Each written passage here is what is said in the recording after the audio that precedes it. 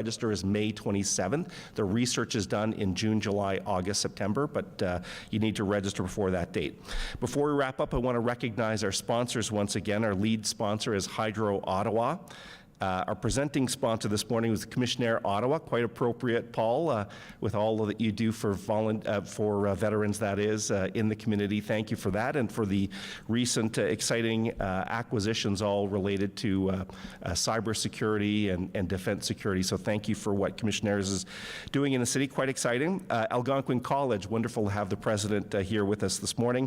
Enbridge, the Weston Ottawa, Sarah Ross, RBC, Rogers Communications, our global event partner, Oakwood Designers and Builders. We had Chuck Smith with us here today, a very big fan of aerospace and defense. So Chuck, I hope you enjoyed that presentation. Eamon Harnden, a great law firm that's helping employers with their employment challenges and doing great support, giving us all advice, OBJ included, by the way. Our coffee sponsor is Capital Office Interiors. Our breakfast sponsor is La Cité. Three events to tease you with this morning. Thursday, May 12, we'll have an event called Women, Wine, and Wisdom. It's a continuation of a speaking series. It will happen at National Arts Centre. It's a really interesting opportunity for female and male business leaders to come together to talk about some gender equity issues, talk very openly and frankly. We've got a great lineup of speakers. Mimi Lam, the co-founder of Supret. We have Dr. Sasha Suda, the director and CEO of the National Gallery of Canada, and Shima Khan, a patent agent with Kinaxis. So that's happening on May 12th at the National Arts Centre. Our next Mayor's Breakfast is on Monday, May 16th.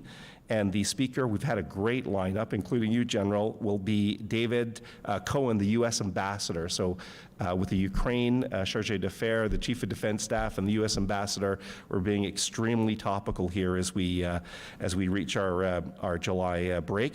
And finally, 40 Under 40. It will be the 25th celebration of our 40 Under 40, a wonderful awards program that's existed for many years.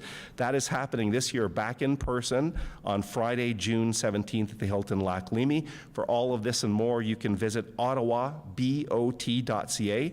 On behalf of OBJ, the Ottawa Board of Trade, and His Worship Mayor Jim Watson, thank you all for joining us. Thank you to the General for your time today. Have a great day. Bye-bye.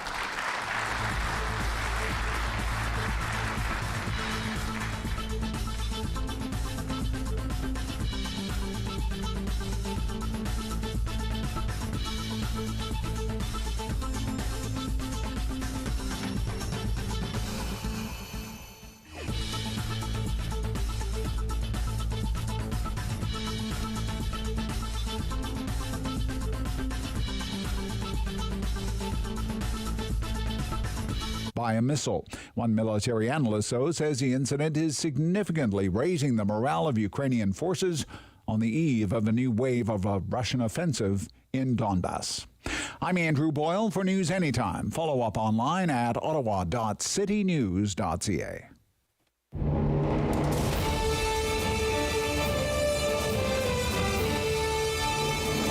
He's got the news and the views. He's got views on the news. It's the Rob Snow Show on Rogers TV and City News. 101.1 FM and 1310 AM. Thursday. Yeah, Thursday. Before the Easter long weekend. So around here, it feels like a Friday, and it certainly looked like a Friday on the drive into work this morning. Not a lot of traffic out there. Or maybe that's because of the state of the roads. Maybe a lot of people just don't want to risk driving on Ottawa roads anymore. I don't blame you. I may have some more to say on that later. Good morning. Welcome to the Rob Snow Show on City News. We are going to cruise into the long weekend with the news and your views on the news. Great show on the way. Coming right up, author, post-media columnist Randall Denley on what has been a red-hot story all week, housing affordability. The housing affordability crisis. It's been an issue for years. You know, I've been doing radio shows about the never-ending bull market in housing for years. And I've been talking about how this is just crushing the dreams of entire generations. And yet only now does it seem to have finally come to the attention of those with the levers to actually make change. But in his column this week, Randall Denley argues that what's on offer for both the federal government and the provincial government is really not going to amount to much. And this is not the first column that Randall has written about the big role that government, all levels of government plays in driving up the cost of homes. And I mean, your city council here in Ottawa was back doing that again just this week, just yesterday,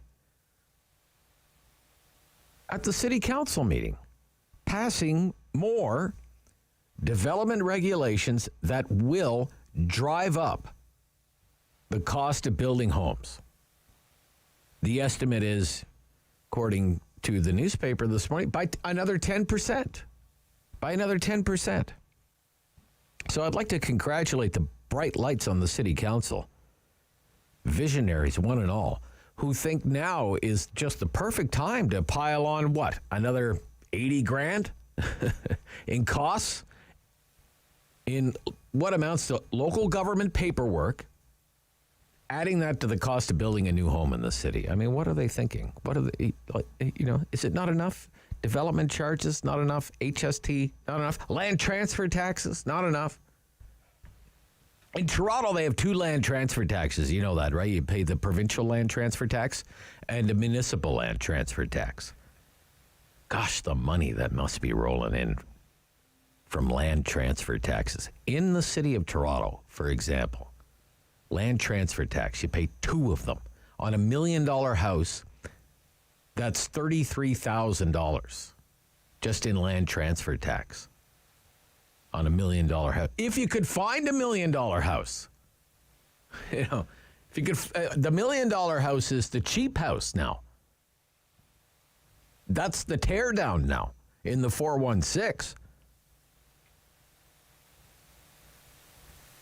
And here in Ottawa, the lefties say, oh, we should have our own land transfer tax in the municipality here in Ottawa. Government is doing very well by the housing affordability crisis. We'll talk about that today with Randall Denley. And then we'll pick up on it as well in our discussion about Ontario politics this week with Andrew and Lindsay, our weekly contributors. Lindsay Maskell and Andrew Brander. We're going to veer into the realm of the Conservative Party leadership race again as well because, look, that's been a hot political story this week. Maybe that's probably the political story of the week. I can't count the number of stories and columns that have been in the media this week about the Pierre Poilievre campaign. I mean, it is a thing. Is it a mania? I don't know if it's a mania yet, but it's a thing. It's a real thing. Poilievre has been in Alberta this week. Big crowds, right? 5,000 in Calgary. His circus rolls into Edmonton tonight at a venue with a capacity of 2,500. You would think the way things are going for that campaign, no trouble selling that place out. Great visuals, videos, pictures. But what about Patrick Brown? Let's talk about Patrick Brown. Okay. Mayor Brown. One-time Conservative MP, one-time Conservative MPP. Leader of the opposition in Ontario, done in by scandal. Says his name has been cleared. He's the mayor of Brampton. He's Mayor Brown. Hasn't been polling well. Hasn't been getting the media attention that Poilievre has been getting. You don't see thousands of people turning out for a Patrick Brown rally. But he's like the Energizer Bunny, that guy. And he has been described as a membership-selling machine. Politico reports this morning because candidates are hitting the phones. They got to work the phones. It's not just about having a big rally. You got to work the phones. You basically have to cold call people and try to sell memberships. Hey, David, it's Rob Snow. Interested in a membership? Quote, listen to this. Patrick Brown starts his daily calls at 7:30 a.m., dialing into Newfoundland and Labrador, and ends his calls at 1:30 in the morning in British Columbia, while also attending 10 to 20 events per day. That's according to Politico this morning. Is he the sleeper candidate? Remember, when he was running for the leadership of the PCs here in Ontario, the polls had him at 1%. And he outsold them all and out-hustled everyone. And he ended up beating Christine Elliott. And, these days he's polling at 6%. Memberships, okay? Also on the show this morning, our weekly look at the big international news of the week. It's called The World, with Professor Elliot Tepper from Carleton University. We'll get his very latest analysis on the situation in Ukraine. And one of the big stories this morning is NATO. And one of the big questions that needs answers, will Finland and Sweden join NATO? The prime ministers of both countries had a news conference yesterday and said they're strongly considering it.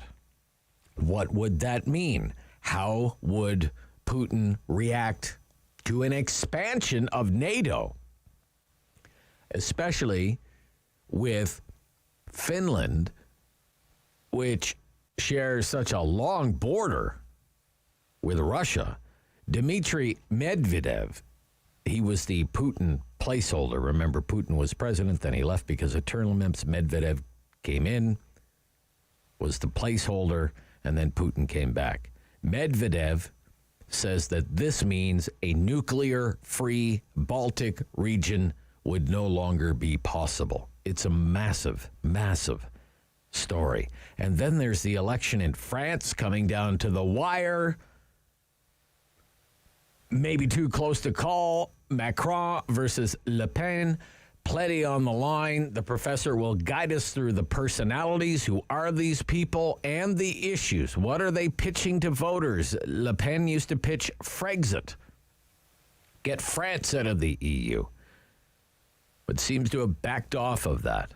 But it's not like Macron has really lit anyone's hair on fire.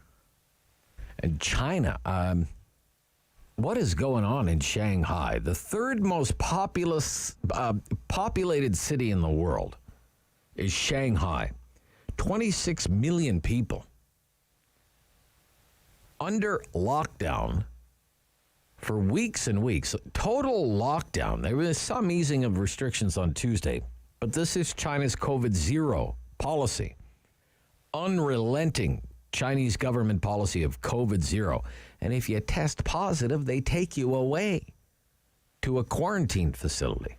And you're not allowed to leave until they determine that you're COVID-free.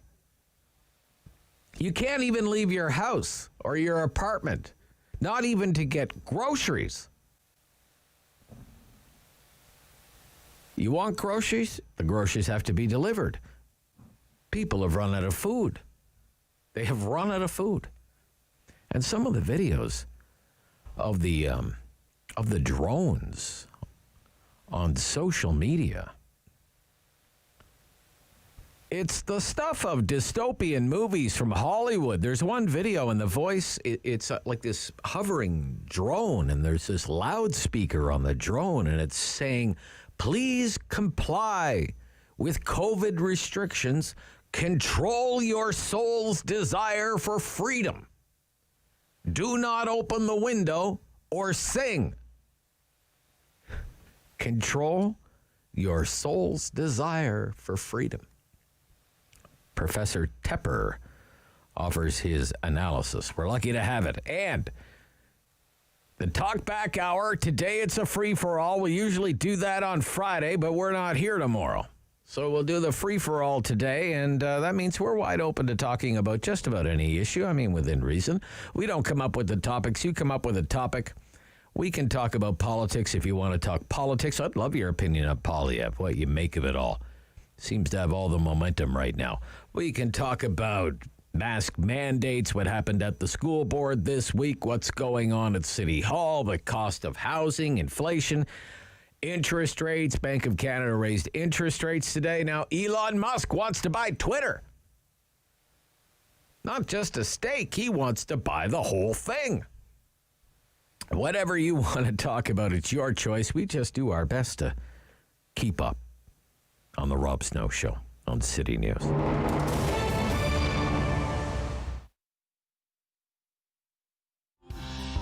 The sun's calling, change with the warning.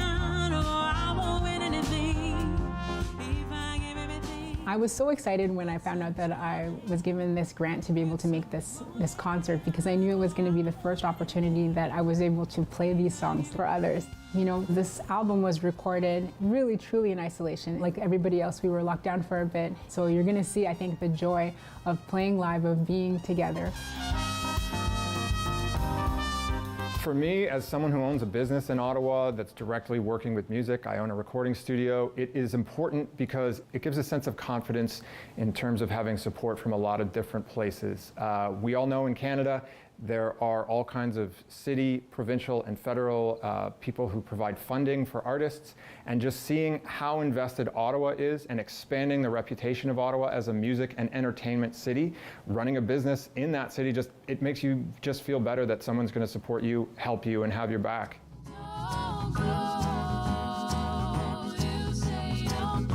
Well, firstly, I'm seeing friends that I haven't seen in 2 years, so that is kind of stabbing me in the heart a little bit, but I'm also just so happy to be able to make art with all of these friends again.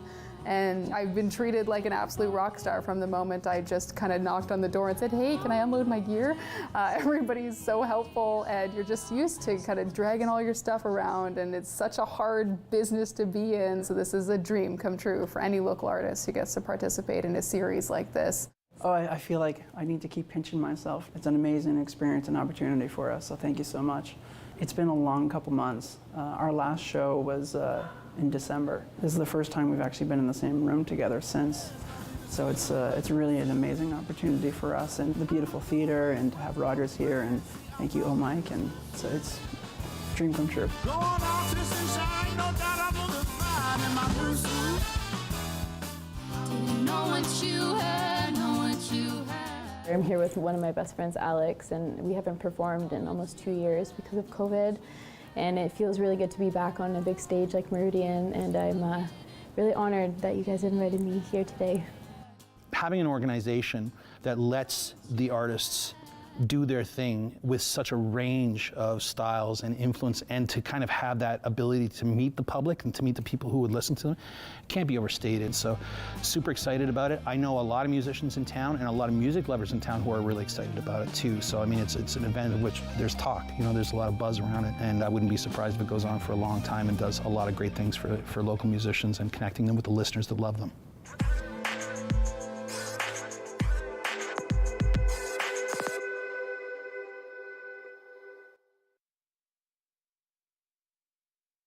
Firm. Fair. Fun. The Rob Snow Show returns On Rogers TV and City News. 101.1 FM. and 1310 AM. Author and post-media columnist Randall Denley back with us on the Rob Snow Show on City News. Good morning. Good morning, Rob. You seem unconvinced in reading your latest column about the housing affordability crisis. You seem unconvinced that the measures announced recently by the federal government and the provincial government will have any meaningful impact on home prices. Why is that? Completely unconvinced, Rob, because they don't really address any of the fundamental reasons why we have a problem. Instead, they want to talk about those foreign buyers. Hey, the foreign buyers, that's the problem. Got to do something about that. I don't know, are they buying 3/4 of the houses and keeping them empty? That'd be a problem. It's just frustrating to watch so much lip service and rhetoric about housing, which is the biggest issue for people right now, and policies that do so little to help. Such as policies that do so little to help. Well, you got to start with what is the problem. Okay. It's not so much that the policies are useless, they are, but it's the fact that they aren't addressing the real problems. And number one, Canada has a very aggressive approach to immigration.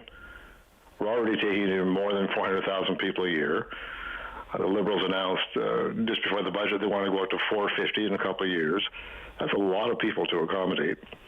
It's about 150 to 200,000 people more than what we used to admit during the Harper years, where we still had a significant flow of immigration. Now, you could argue that we need immigrants for the workforce, all good, but they've got to live somewhere. Yes, yeah. And that's the part that defensists don't really want to get involved in.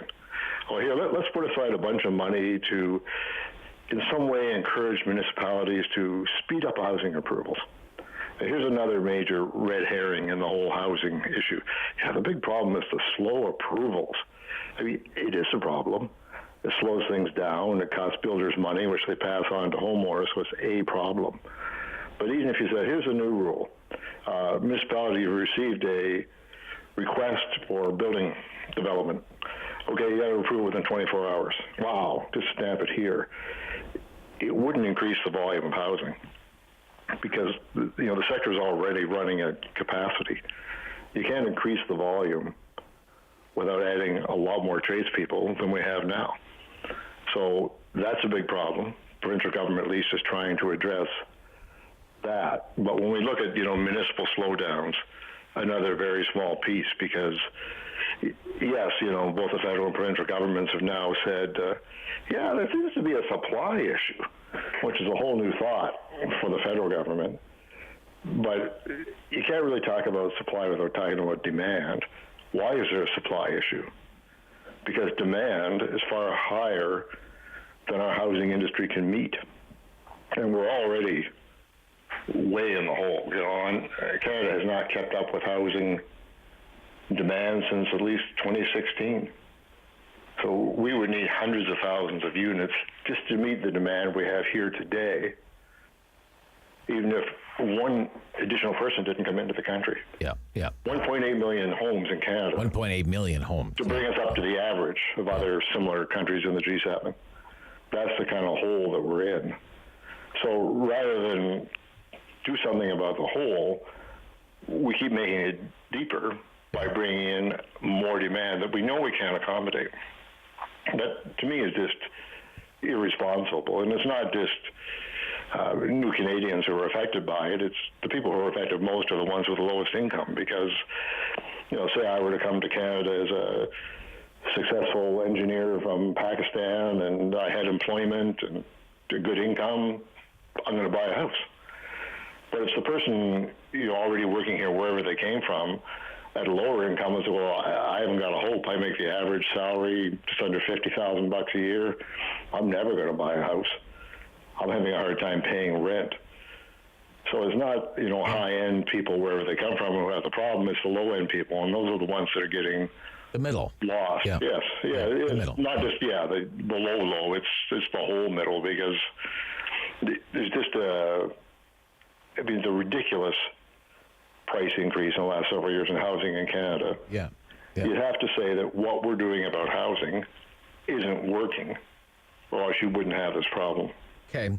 And you've written about this in the past. You did a series of columns on government's involvement in collecting fees, taxes, levies, charges, and how that drives up the cost of housing as well. In one of your previous columns that I read this morning, between 2009 and 2019, development charges in Ottawa tripled.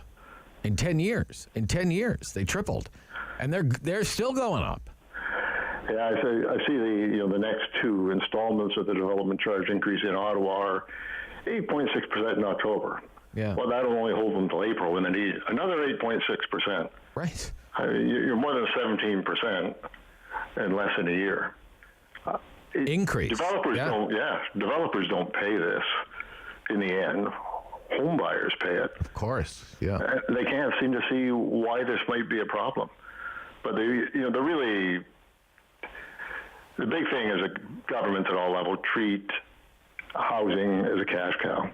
And then they turn around and wonder, whoa, why is it so expensive? Well, because we charge the HST on a new house. If you want more of something, generally the solution isn't to tax it, it's to not tax it. But we have to collect the HST in your house. Sorry, it's part of the deal. We've got the land transfer tax. And what a deal that's been for Ontario. And it really is a tax because, well, you sold your land, bought something. Yeah. You bought something, well, you better pay tax on that. 3 years ago, the provincial government got $2.76 billion from that tax, which is, not small change. Now, this year, they expect to get $5 billion because, of course, as the price of houses inflate up. Yep. Windfall for the government. Windfall, yeah. And in Toronto, they have another one on top of that. Yeah, they have two. Yeah, nearly $1 billion a year. Yeah. So government is taxing housing like crazy, but they never talk about that because they don't want to give up the revenue. Yeah. Let me ask you, Randall. Randall, I'm sorry, we're just a little tight on time here, but yesterday our city council. I'm reading from John Willing's report in the paper here. More new standards, new development standards, high performance development standards to deal with emergencies declared by city council, climate emergency. The new standards which the city can require under its Ontario Planning Act powers through site plans and plans for subdivisions are meant to make developments more sustainable and environmentally sensitive. Metrics the city will use during development reviews will cover energy, waste, fine, transportation, okay, but also health, resiliency, and ecology. Health and resiliency kind of stand out for me. Health and resiliency. All right. Okay. That's going to add another 10% according to the city's own staff.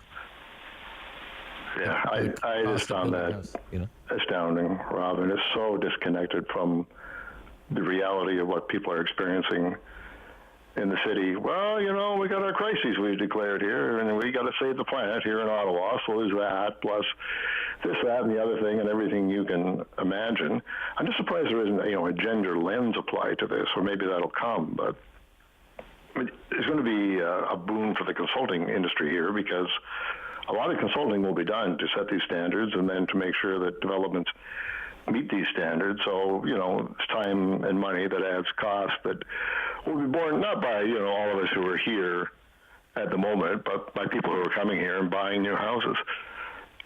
You're making a tiny change at best at the margin that affects a relatively small number of people coming in the future, doesn't affect the rest of us. What difference is it going to make? We just can't seem to get into the world of practicality on this stuff and realize that people need to live somewhere. It's not just, can they buy a single-family house? It's can they buy a condo, a townhouse? Can they afford to rent? When they talk about this, the shortage we have in Canada is dwelling units. It's not, single-family homes, it's just places to live. It's so fundamental. People need a place to live. You'd expect government to at least be neutral on this if they're not going to help you.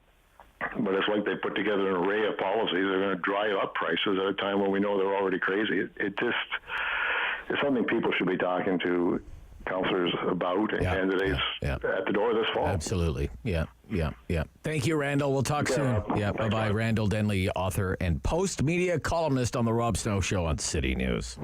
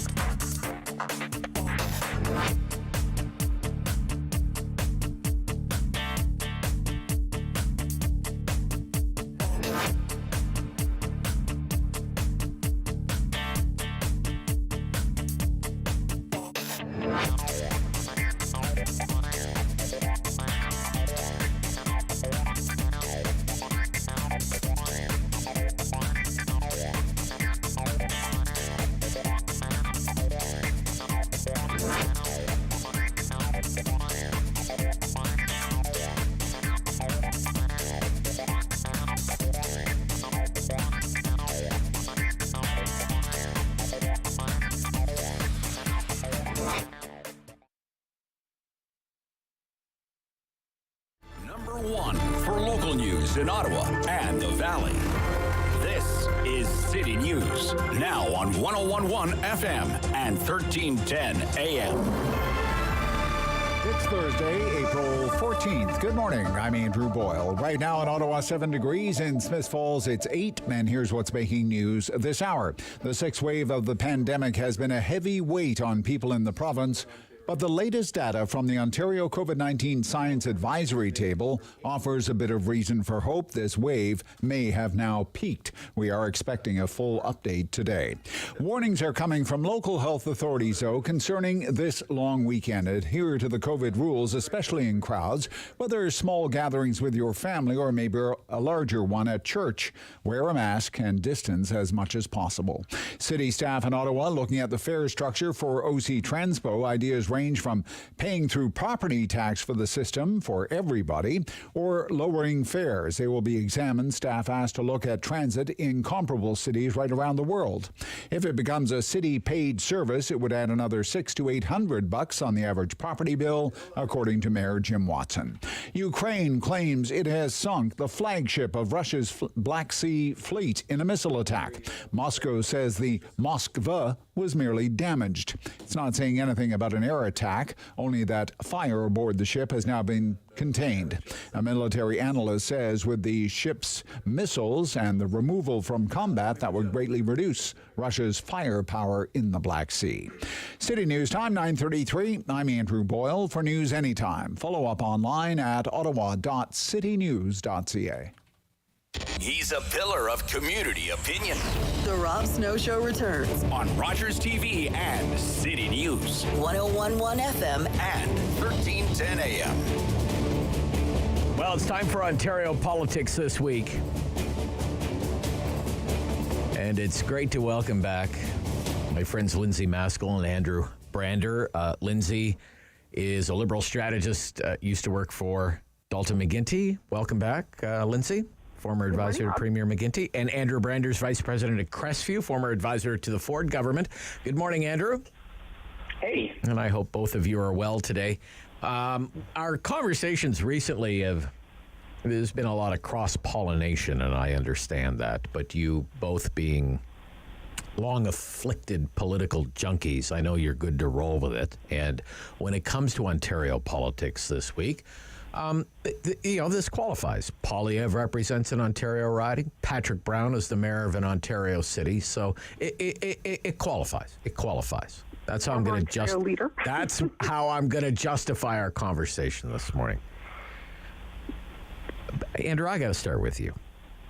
Sure. What do you think of the crowds at these Poilievre rallies? What do you make of this? What are we seeing here? What's happening? I should declare up front, I'm staying neutral in this leadership race. Right. But what I would say is, they're significant. They are an undeniable indicator of where this leadership's going. The numbers that he is attracting is honestly unprecedented. Certainly in the time that I've been involved in leadership politics, and quite frankly, if you look across parties, I've never seen anything like it. The closest thing I've seen in terms of a visual representation was a rally that I remember Prime Minister Trudeau hosted in 2015, literally on the eve of his election in Mississauga at the Hershey Center. And these types of events require a huge amount of organization and participation from local campaigns during an election time. What's shocking about the Pierre rallies is that he actually doesn't have this. I know his team quite well. They've got a very lean organization, and he's just sending an email. And these are the types of crowds that are coming out. And to speak to that, I've been a member of this party for about 20 years now, actually a little bit more, but I don't want to date myself too much. I got my very first email from Pierre's campaign about a week ago, and it wasn't even inviting me to an event. And I know that's a small detail, and you're like, well, you know, what's the significance in that? The significance in that is these aren't historical party members. Right. It's not current party Like we can members. count on Andrew being there. Right. We want somebody who's never been there before. Exactly. Right. They're Yeah. not advertising these rallies beforehand. You look through his social media, he posts like, oh yeah, by the way, I was in Calgary tonight. Here's, 7,000 people. He's not saying, please join me at my rally at, and so what's clear from this is that Pierre's speaking to the segment of the population that has been previously ignored, that aren't members of parties, and these are net new members of the party. So I do think it is a significant indicator of where this leadership's headed, and it, it can't be ignored. Okay. This was Calgary a couple of days ago. We've got some audio here. Go ahead. This is when he was introduced to.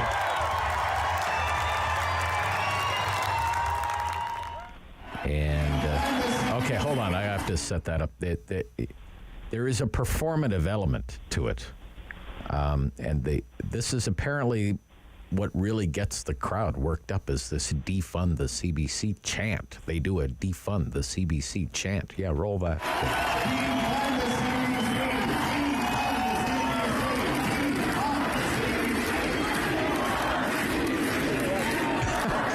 It's crazy. It's crazy. They're not they're not saying they want to lock anybody up or anything, but wow. Lindsay, is it mania? Does it qualify as a mania? Do we have a mania on our hands? What's going on here, Lindsay?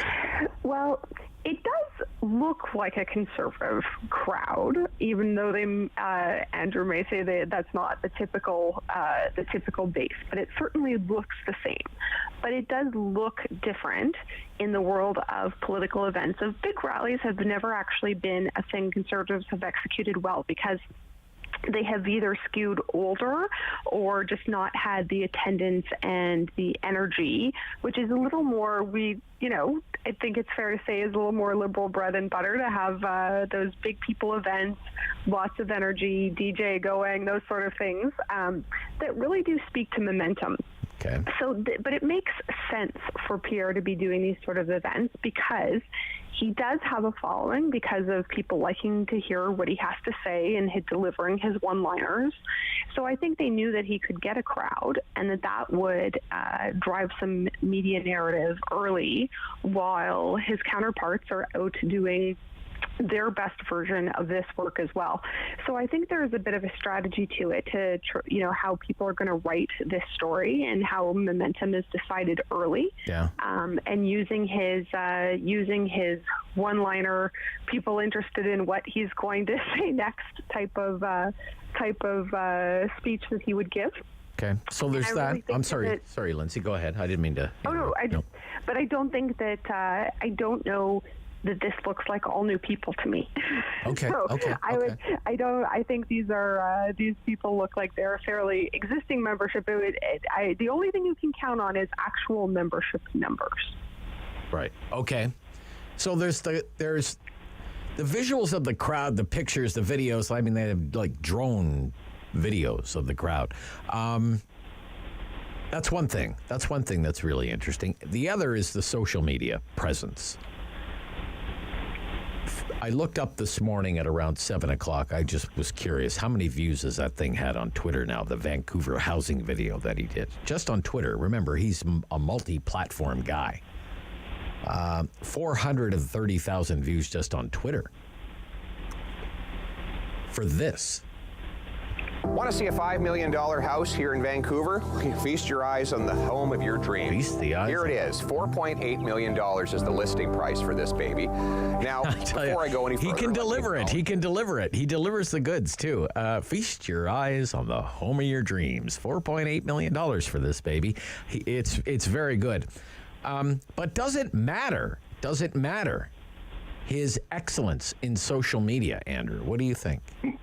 Well, sure it does. It does. I do think we have to separate the social type posts from the rallies when it comes to an organizational effort and translating those interactions into memberships and votes for the leadership. Remember, there are 2 races he's running right now, right? One for leader of the party, one for prime minister. And the objectives of those can often be at odds with each other. So on social, I don't actually put a huge amount of stock into what 500,000 views on a Twitter video means for the leadership. But it does speak to a sentiment about where things are at with the general population, which is important. On housing, for the right? Exactly, for the second race that we talk about. And you know, it's certainly putting forward those messages now, which I think in Pierre's case are going to be actually very consistent with where he, should he win the leadership, with where he positions himself afterwards. You'll remember, you know, former leaders have sort of run in one light or shape or form in a leadership and then sort of modified after. I don't think you're going to see that. I don't think you're going to see that with Pierre. Okay. Social, Lindsay. Does social translate into success? Social media success? So in a leadership race where you have to sell a membership, probably even more. Even more, okay. Yeah, because if you think about it you know, into that world of influencer marketing, and it's a big country, a way to reach people, likely targets a very strong social campaign. You would never do a campaign without a very strong social campaign, but particularly in something that is across Canada during COVID, trying to reach your target audience and then seeing who else might be interacting with your content and seeing what works, right? So there's a huge social media marketing element. And if we don't think that, I always use the BTS effect. If we don't think that social media is important, why does everybody in the world know about a South Korean band? Right. You know, so it really does make a difference. And the one big thing that he's doing in a smart way here is taking top issues and seeing how people interact with his content. That generates targets for sales, right? So that would be the same as if you were selling anything online. You can capture who is interacting with your content, and those people become targets for sales.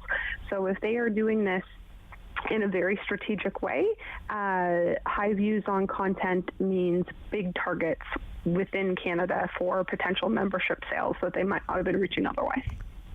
Something's going on, because that's the second time that I've heard BTS today. I heard a news report this morning that said the reason they're smashing tourism records in Las Vegas is because BTS now has like a standing thing in Las Vegas now, Lindsay. So everybody's going to Vegas to see the South Korean boy band. They're a happy time. All right. We have a few minutes left here in the first segment. Let's transition out of the Poilievre thing to the Brown campaign. You don't see Patrick Brown rallies. You don't see Patrick Brown making Twitter videos, whatever. But you can't help but wonder what he's up to. And this was in Politico's morning newsletter this morning. Patrick Brown starts his daily calls, calling people for memberships. Starts his daily calls at 7:30 in the morning, dialing into Newfoundland and Labrador, and ends his calls at 1:30 in the morning in British Columbia. He also attends 10 to 20 events per day. Polling numbers are not good, not getting a lot of media coverage, but I still don't underestimate that power of that campaign, Andrew. What do you think? Oh, totally. It's an interesting contrast for sure between the two campaigns. I'm hesitant to judge. I have underestimated Patrick Brown before, and it's not something anyone should do. I have no doubt Patrick, like Pierre, is focused on the most important aspect right now. And we talked about the two phases of the campaign. The first being recruitment. The membership cutoff is June 3rd. That's a tight timeline for candidates to recruit new members That is what candidates need to be focused on right now. And when you see candidates move after that into a persuasion campaign, this is where they'll obviously try to convince the new members, as well as the old ones, that they're the right choice for the party. But I would say one thing. If you made a strategic decision at the beginning of this campaign that your path to the leadership of this party was going to be through a persuasion campaign, get out, quit now, because the membership you sought to lead just 2 months ago when this race started is very different than what it is today. And if these rallies and these events keep attracting 5,000, 7,000 people per night, it is fundamentally changing the makeup of what the Conservative coalition is here in Canada. And that's a good thing for a party that's proven in the last 2 elections that they need to grow in order to win. Okay. What do you think, Lindsay? Well, Patrick Brown under the radar campaign here. I don't expect it to be under the radar for long. Okay. I think that Pierre went out the way he did because there are images from Patrick Brown's past events, like that event where Modi came over from India to support him, like had way more people than are at any Pierre Poilievre event right now, right? So he has done a far bigger person number event than what we're seeing.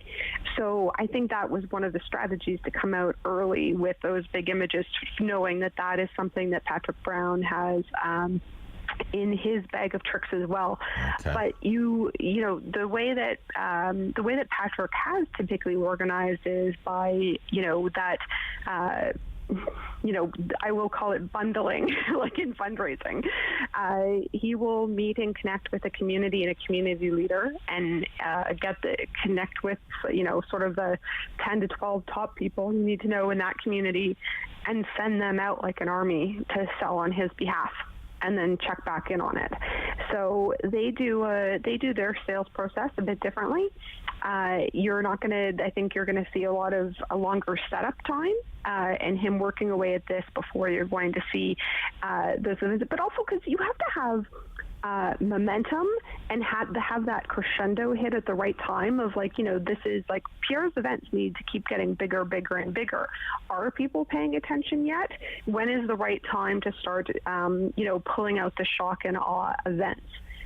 So he will need to keep growing those. He'll need to have them keep going, where Patrick, might just has then the opportunity to pull out something bigger in comparison while he's been working away quietly. And as Xander said, we neither of us will underestimate him again. So he has a big organizing ability. And again, he has had an event that has made Pierre's events look small. Okay. When we come back, dissension in the ranks of Ontario's NDP. This is the Rob Snow Show on City News.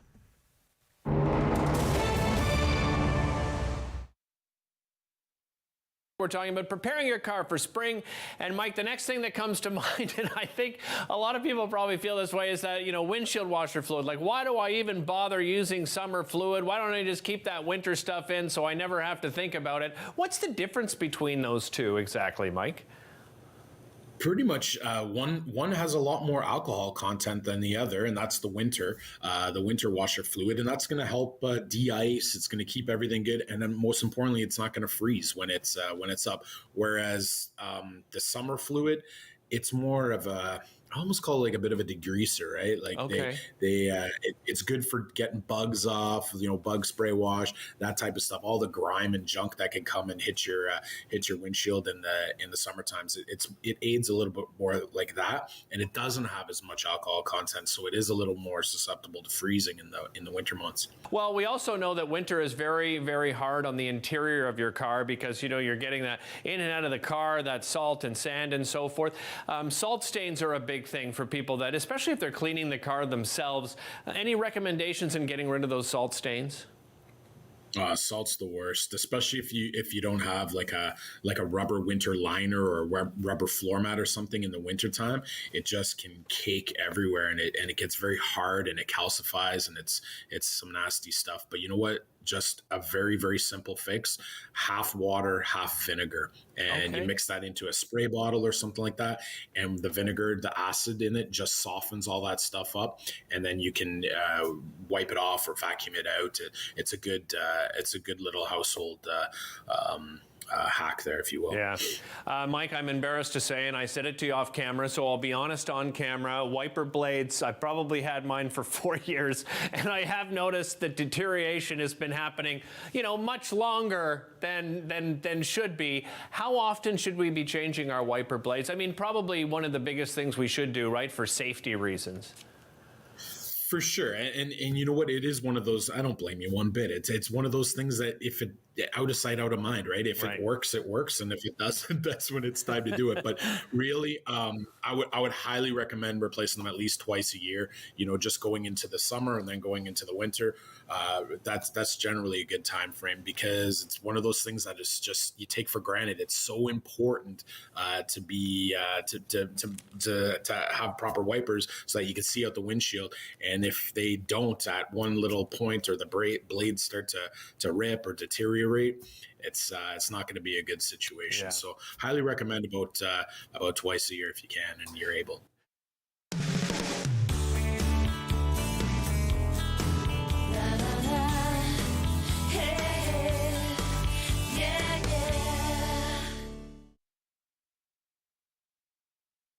He's the opinionated Ottawa icon. The Rob Snow Show returns on Rogers TV and City News. 101.1 FM and 1310 AM. Returns with Lindsay Maskell and Andrew Brander for Ontario politics this week. This is not what you need right now if you're Andrea Horwath and you're less than 2 months out from the election. Reports about dissension in the ranks about nomination races.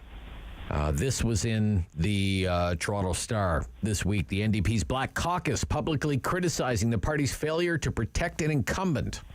MPP Kevin Yard. From the Toronto Star, Robert Benzie reports former NDP MPP Paul Ferreira, once a top staffer in Horwath's office, insisted on Twitter that the leader's office is always aware of nomination fights. For Horwath to say she wasn't involved or aware is BS. Long critical of Andrea Horwath's leadership. So what do you make of this infighting? We haven't seen a lot of this, and we are wondering, all three of us, we've wondered in previous programs, who gets a fourth kick at the can? Why isn't there more questions about the leadership of Ontario's NDP? But nevertheless, here's some. What do you think of it, Lindsay? Well, it's unbelievable. I'm always shocked, right, that she got this far, considering that there has always been disagreements with her team. Mm-hmm. I think if, for example, Jed Meat, right, was pushed out. So there are people that she has just not been able to get along with. And the big concern here is, and why her caucus is really reacting to this, is to have not done anything to help a sitting member who is also, a high-profile candidate for them. He was a weather news television personality, a successful young Black man. To not have to say that you weren't aware of it is a little, is not really. Nobody really buys that. Nobody buys that. But also, if you are saying that you're a party for diversity and inclusion, you also have to think about what you're doing to make it equitable for candidates from equity-seeking groups, and this is not it. That's your own team member, right? That is your own team member, sitting member. So it is really surprising that she was happy to have him fail. And he won for you. He won for you, right? Yeah, and to have no support. So, and there's a difference between that and the fact that if it was an open nomination, anything like this, but this is an important member of your caucus, and this reflects on how you are going to treat equity-seeking groups and underrepresented populations. that you won't even, that you're not even going to help people within your own family. Yeah. What do you think about this, Andrew? What do you think That's about right. this? Yeah. To see this story run on the Toronto Star on the same day next to an article about Justice Jackson being appointed the first Black female U.S. Supreme Court Justice, what a contrast, not a good look for the NDP. Full disclosure, and I've mentioned this before on the show, I'm helping a longtime friend of mine, Graham McGregor, who's the PC candidate in Brampton North, that of course being Kevin Yard's current riding. I've seen firsthand this last week how significant of a decision this is in Brampton. People can't believe it. I will say it's one of those sort of nasty things when you look behind the curtain at the inner workings of political parties and how nomination processes work. The general objective, though, in all parties is the same in a nomination race, which is to ensure you end up with a candidate that aligns with your party's principles, who can represent those at a local level. It's hard to make the case that someone who sat in your caucus for the last 4 years, that has played such a prominent role, as Lindsay talked about, not only in your Black caucus, but in your caucus as a critic, who's been elected by the community already, is not that best choice to offer people. So one more thing I'll note in the how the sausage is made category here. The process in order to become a candidate in Ontario, you have to submit what we call an F400, which is not a truck. It is a form that is signed off and certified by the leader and only the leader in order to be a candidate. So while I will not accuse Ms. Horvath of being dishonest when she said she didn't know anything about this, I guess I'm coming with a bit of good news to let her know that if she wants, she can fix it. She can refuse to sign another candidate's papers. And ultimately, if Kevin Yard is not the candidate on election day, it's ultimately her choice. So if she doesn't fix it, this is on her, and it will cost the NDP that seat. All right. And Rob, it's important to say she's chosen to not do that, right? The misinformation out there is exactly right. There is a way to stop this, and she chose to not do that. But it's also worth taking a look at the other people running in this riding, because the other thing that is so shocking about why she made that choice is the Liberals are running a very high-profile young Black woman. Okay. All right.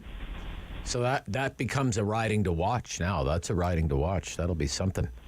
Hey, look, all the best this long weekend, and thanks again for your time this week. It's greatly appreciated. Have a great week. Yeah, we'll talk soon. Andrew Brander is a Vice President of Crestview Strategy. Lindsay Maskell, Liberal strategist, former advisor to Premier McGuinty. The Talkback Hour is next, a Thursday. Free for all on the Rob Snow Show on City News.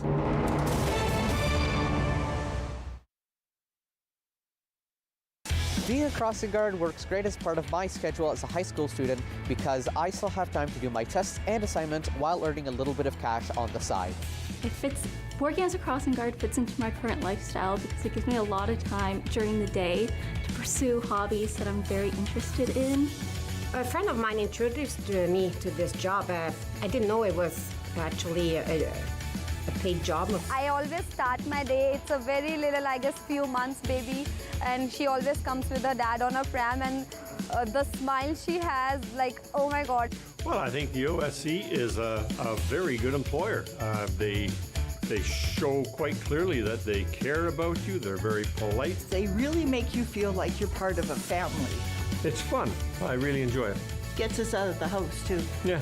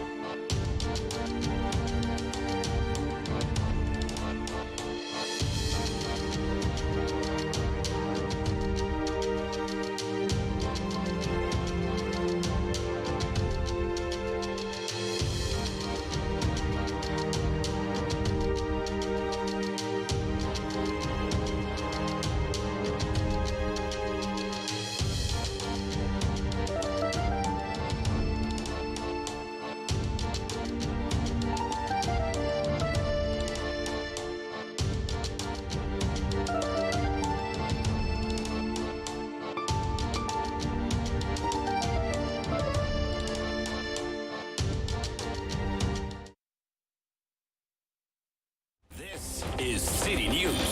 CIWW 1310 AM in Ottawa. And CJET 1011 FM in Smiths Falls and the Valley. Number 1 for local news in Ottawa and the Valley. This is City News. Now on 1011 FM and 1310 AM. It's Thursday, April 14th. Good morning. I'm Andrew Boyle. Right now in Ottawa, 7 degrees, 8 degrees in Smiths Falls, and here's what's making news in Ottawa and the Valley. Federal government expected to announce today Canadian troops will be heading to Poland as Ukrainians continue to flee their country amid Russia's attacks. We get the details from City News Parliament Hill reporter Cormac McSweeney. Members of the Canadian Armed Forces are set to depart from CFB Trenton this week to help with the care, coordination, and resettlement of Ukrainian refugees in Poland. Defense Minister Anita Anand expected to make that announcement this morning that troops will soon deploy after a reconnaissance team visited Poland last week to plan for the mission. A government source tells the Canadian press the deployed troops will assist with the care and coordination of Ukrainian refugees in Poland and those who are leaving Poland for other destinations. Canada has prioritized immigration applications from Ukraine and created a special program that lets Ukrainian citizens and their families come to our country and work or study for 3 years. The United Nations says 2.6 million Ukrainians have fled from their homes into Poland, while another 2 million have fled to other countries. Cormac McSweeney, Parliament Hill. Now, the war in Ukraine is presenting a clear and present danger to the world economy. The head of the International Monetary Fund warned Russia's war against Ukraine is weakening the economic prospects of most of the world. The IMF managing director said the consequences of the Russian invasion contributing to an economic downgrade for 143 countries, although most of them will continue to grow. The war has disrupted the global trade in things like energy and grain, threatening to cause food shortages, especially in places like Africa and the Middle East. City News time, 10:04. Now your forecast with meteorologist Jill Taylor. For Ottawa, the Valley, Smiths Falls, today cloudy, periods of light rain, even the possibility of a thunderstorm. Southwest wind to about 25 kilometers per hour, and the high today 15 degrees. That's above average. The average high is 11. Tonight will clear out, the low near 3. For today, the high 15. And right now, 7 degrees in Ottawa, 8 degrees in Smiths Falls. It's another snow day across southern Manitoba. Schools, some highways are closed today. That winter storm and blizzard warnings do remain in effect. Environment Canada says the storm should start weakening today. It's moving off as conditions improve in Manitoba. The heaviest snow will be moving into northern Ontario. City of Ottawa staff are in the early stages looking into just how much it would cost to drop OC Transpo fares. Here's City News reporter Chris Curries. There's been talk about what to do with transit fares and how they get paid, such as potentially through property taxes instead of at the fare box. The mayor looking forward to seeing how it all shakes out, but warns that no charge doesn't mean cheap. You know, council makes the decision that they're not going to charge fares. The money has to come from somewhere. And the only alternative we have is property taxes. So I think that's an important debate to have. And I look forward to, on the sidelines, watching where everyone stands on that issue. Jim Watson estimates that could mean $600 to $800 more on everyone's property tax bill, regardless of whether you use transit or not. Staff will advise the Finance and Economic Development Committee on how much it would cost to study the pros and cons of no-charge transit and a long-term plan. The municipal election set for October. Chris Curries, City News. And I'm Andrew Boyle. For news anytime, follow up online at ottawa.citynews.ca. Talk back. Hello. On the Rob Snow Show. The phone lines are open at 613-750-1310. Now, the Rob Snow Show continues. The Thursday free-for-all. We usually do the free-for-all on Fridays, but we're not here tomorrow. Good Friday. So we'll do a free-for-all today. Same deal, just a different day. We don't come up with the topics during the free-for-all. Okay, that's your job. You come up with the topics, we'll just do our best to roll with it. We usually end up talking about things that have been in the news because, you know, that's what we do around here. We look at the big news stories and then we gab about the big news stories. But Moses is not the executive producer of the show. It's not written in stone. We can talk about whatever happens to be on your mind, big or small, size doesn't matter. And if you want to talk about politics, we can talk about politics. You want to talk about potholes, we can talk about potholes. I wouldn't mind ranting about a little bit about that this morning either. I mean, I'm open to hearing about just about anything. Within reason, of course. I should add, it doesn't mean you're going to get a coherent response out of me. I'm only human after all. I'm 2 hours away from a 3-day-long weekend. But when I look at the way the news has played out this week, there are really two big stories to me. Pierre Poilievre and housing prices. And they're kind of one and the same. I mean, housing prices keep setting records, $853,000 in the city of Ottawa. Federal budget came out, and that's supposed to tame a red-hot housing market. Bank of Canada raised interest rates yesterday, doubled its overnight rate for the first time in 22 years, raised interest rates by 50 basis points. A lot of that is about housing. And Pierre Poilievre, the undisputed frontrunner in the election campaign, released a video on Twitter, 4 minutes long, 433,000 views in 3 days. In 3 days. And just about every columnist in the country wants to add their 2 cents about it. See, that's what you call earned media. Okay? That's what you call earned media. I'm telling you what, Jenny Byrne, who is running this campaign for Poilievre, is putting on a clinic on how to get earned media. I have to talk about this with Barry on Monday, Barry McLaughlin. Think about what Poilievre is doing here, okay? He doesn't have to do an interview with the media. He doesn't have to speak to anyone in the press gallery. He doesn't have to go on any of the political talk shows. He doesn't have to go on cable television. Doesn't have to sit down with the editorial board of any newspaper in the country. He can sidestep all of that and is sidestepping all of that. Ignoring Rob Snow, who's been covering him since the night he first won his seat 18 years ago.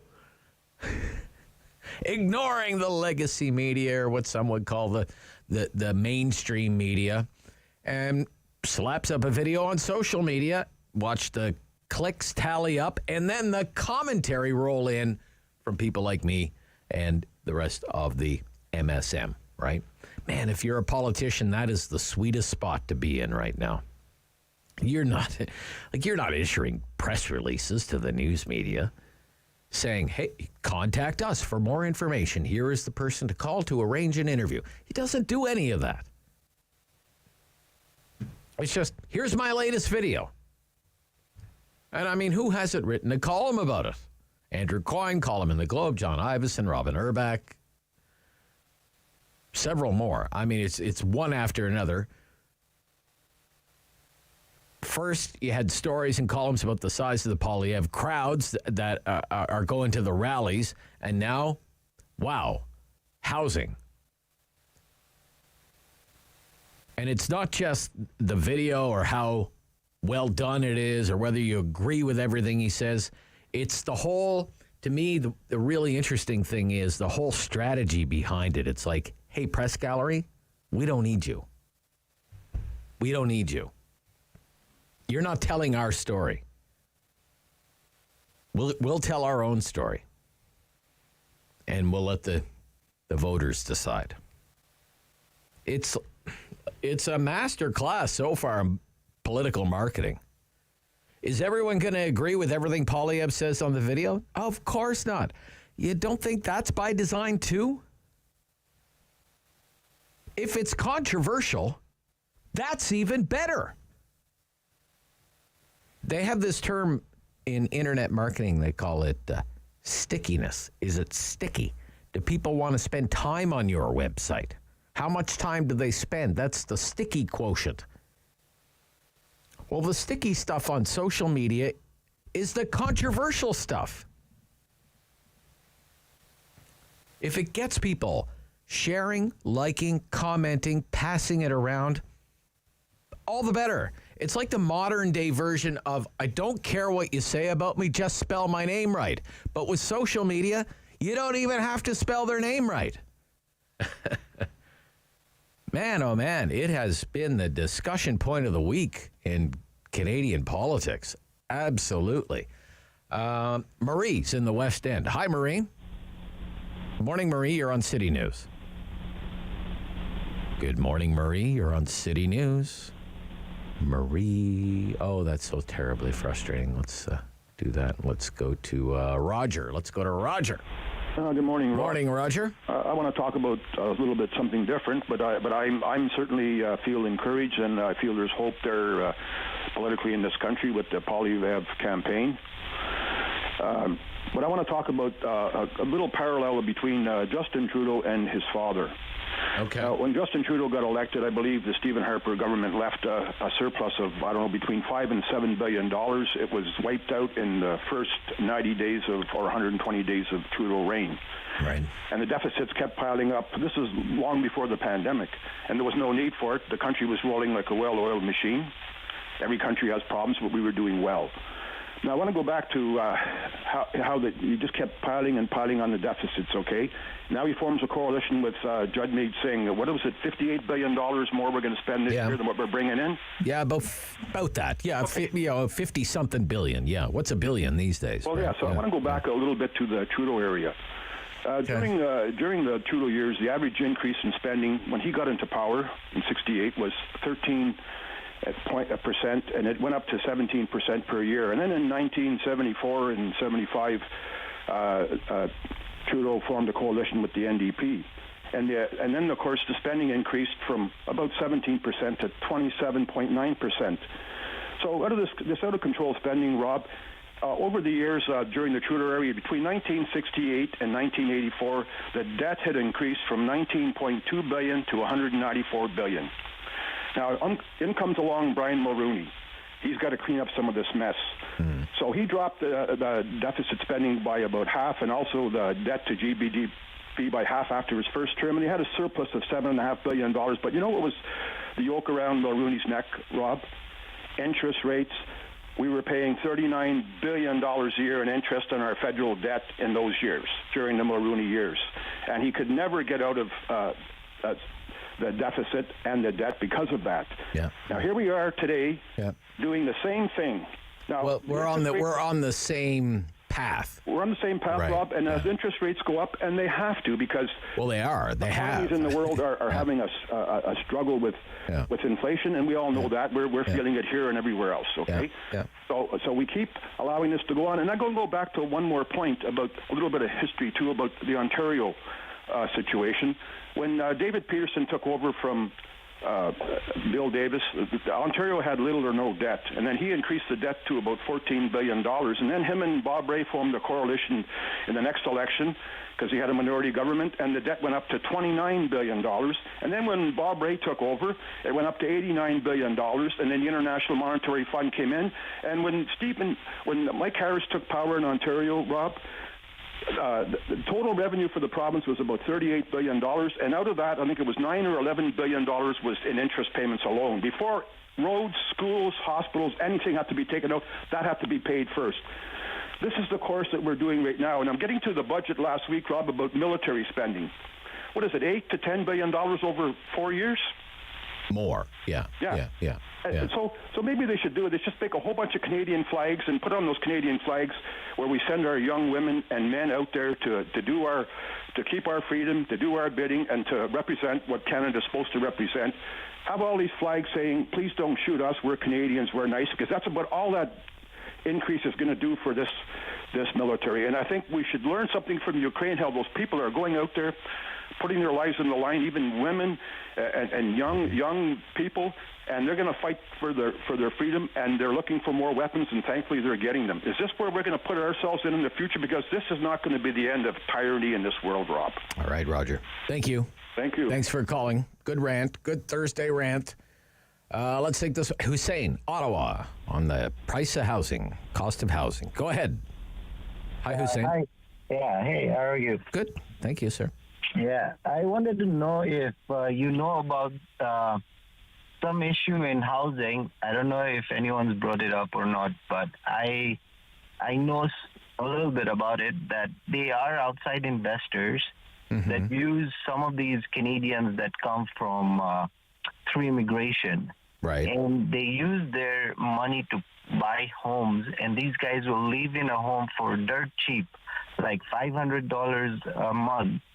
but what they'll do is they'll maintain the house, they'll pay for all the expenses and stuff like that. Okay. And I'm talking about like almost everywhere in Canada. Like they're going to take out the garbage, mow the lawn, this kind of stuff you're saying, right? But they'll live in the house. And live in the house, yeah. Yeah, and the people that bring that money from outside. Well, I mean, Hussein, let's think about this. This is what they're proposing. First of all, foreign buyers ban is going to be in effect for 2 years and only 2 years.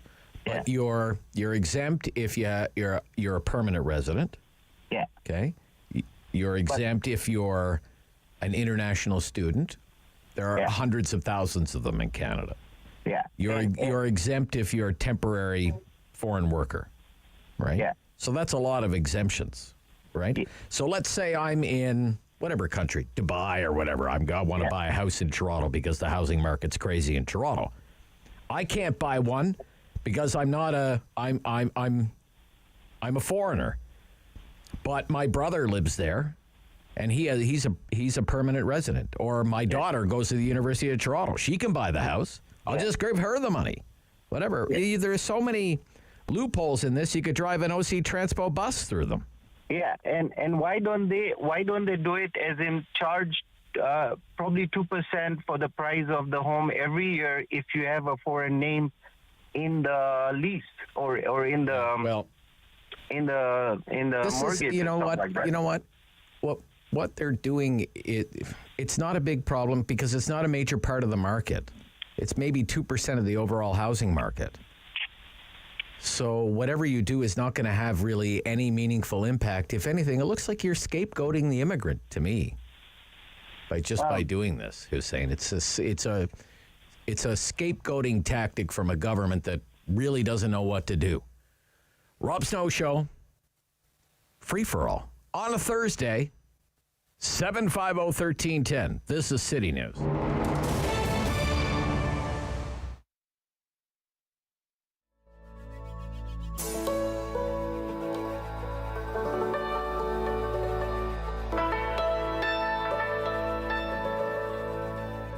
My name is Tamara Rudenko Karalambi.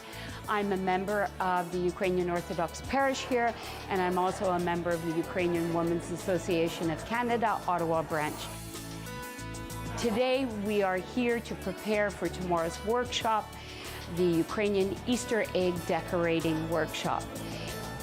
Ukrainian Easter egg decorating is a beautiful art, and it is something that has been passed on through the generations. Ukrainian Easter eggs are known as pisanki, and these wonderful chicken eggs are transformed into a little piece of personal art.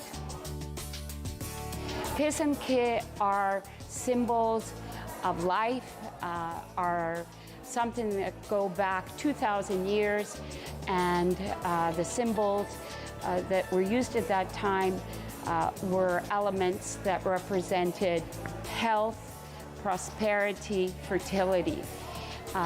So these are really important to us to celebrate today as we are moving into spring and celebrating the coming of spring.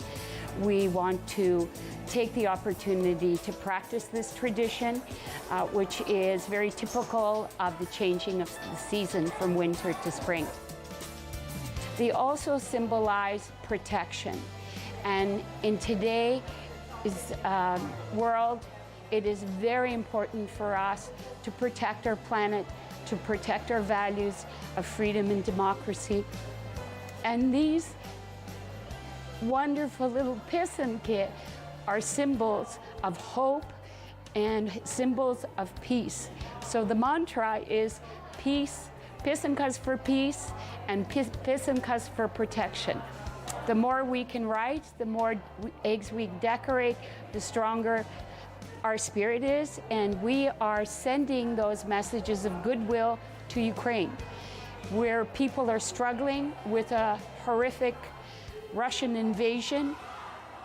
They are struggling to protect their land, struggling to protect their families, and we believe that this gesture, which may be a moment of light, brings hope to people, not only here in Ottawa and our own families, but across the lands and across the ocean to a much needed country.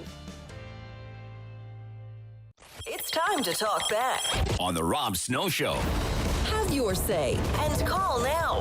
613-750-1310. It's a free-for-all on a Thursday ahead of the Easter long weekend at 750-1310, and this is the Talkback Hour. Marie's in the West End. Marie. Yes, good morning, Rob. Hi, Marie. I'm sorry. That's okay, Marie. Let's get into it here. Told of me. Yeah, and I want to wish you a very happy. Well, same to you, Marie. That's very kind of you. Anyway, that was a very good lead-in with about Pierre Poilievre. Yeah. And I, like you, I've supported Pierre.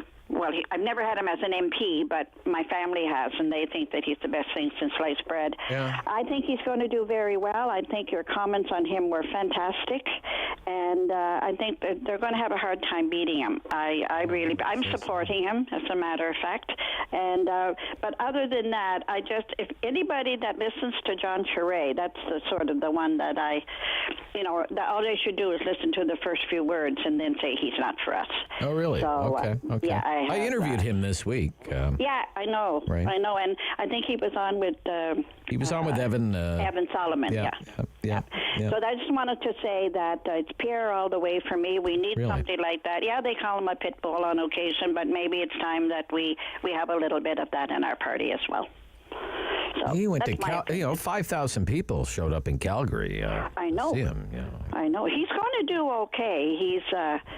He can be very outspoken, as we all know. But I think he'd do very well. I think he'd do very well running the country. He's a very smart man, very intelligent man. He's and I've met him so many times, and he's just a down to earth guy, and he's I really like him. Okay, Marie, thank you. Thank you, Rob. Yeah, good to hear from you. Yeah. One of the things about the Poilievre campaign is that when someone of the liberal persuasion puts up a comment on social media about the Poilievre campaign, the word I see so often on social media from people like what I would call non-Poilievre people is that he's terrifying. I've seen that word so often this week on social media linked to like a video of Poilievre's campaign or something that he said or whatever, that the idea of Pierre Poilievre leading the country terrifies people. They're terrified, not worried or concerned or troubled or whatever. Terrified. The idea of Pierre Poilievre leading Canada terrifies me. He terrifies people. I don't know how widespread that feeling is because Twitter's not real life, but it's certainly a Twitter thing. He is freaking people out. Brian in Brigitte. Go ahead, Brian. Hey, Rob. Hi, Brian. Well, I listened to you have Dr. Ian Lee on about this housing crisis. Yeah. And he's 100% spot on, and Pierre is onto it too. Pierre is an extremely intelligent man, and he doesn't hold his tongue. He comes out and calls it like it is, which is something truly terrifying for liberals. Now, he actually was in Vancouver, standing in front of this house that sold for 200 and something thousand in 2006, and it was We've been talking about that all week. It's the video. 430,000 views on Twitter now. Exactly, but what he also said was, it's fees in the city. Oh yeah, in Vancouver it's $44,000. Yeah, 600. Yeah. In government, right? In government red tape. Yeah. Yeah, Ian Lee is 100% correct, and so is Pierre. This is the gatekeepers, this is the bureaucrats, the politicians, everybody else driving up the cost of a house. Ottawa, it costs you $30,000 for a building permit. Excuse me, 30 grand. Yeah, it's more than that now. Developer's not going to eat it. Yeah. We pay for it. Of course, yeah. So, Pierre's a breath of fresh air. He's a breath of fresh air. Okay, all right, thank you. Okay. Colin in Canada, you're on City News. Hey, there we go with the fear mongering again, right? Terrifies me. Terrifies. The Liberals and the NDP and their supporters on Twitter and Facebook and all of the non-real world, as you pointed out, social media platforms, trying to point out how scary he is. They did it with Stephen Harper. They did it with Stockwell Day. Any conservative politician that starts to build a bit of support and looks like they're becoming popular, that's the old bag of tricks that the Liberals are going to pull out. I'm telling you, it's not going to work. He's going to ignore it. He's not going to fight, and we as conservatives are not going to fight on their narrative anymore. The fact is, we need Canada to become, as what Pierre says, a country of freedom, a country where we can grow things, build businesses, let our families live, and get government out of the way. That's what a conservative is. All right. Okay, Colin. All right. Thank you. Well, a lot of Poilievre supporters calling in. I'm not. I'm just a neutral observer here. Okay, I don't have any skin in the game or anything. But I'll tell you what, I'm an interested observer. That's for sure. It's a sight to behold. These Poilievre rallies. So maybe a little bit more to say about that. I also want to talk about some local issues, some stuff that's it's kind of been bugging me. And that's what a free-for-all is all about, right? We'll talk about it after the news. This is City News.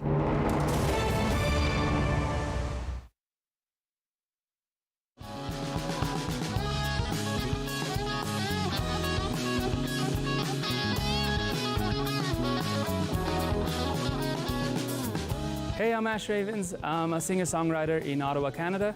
I'm performing on Encore Ottawa 3.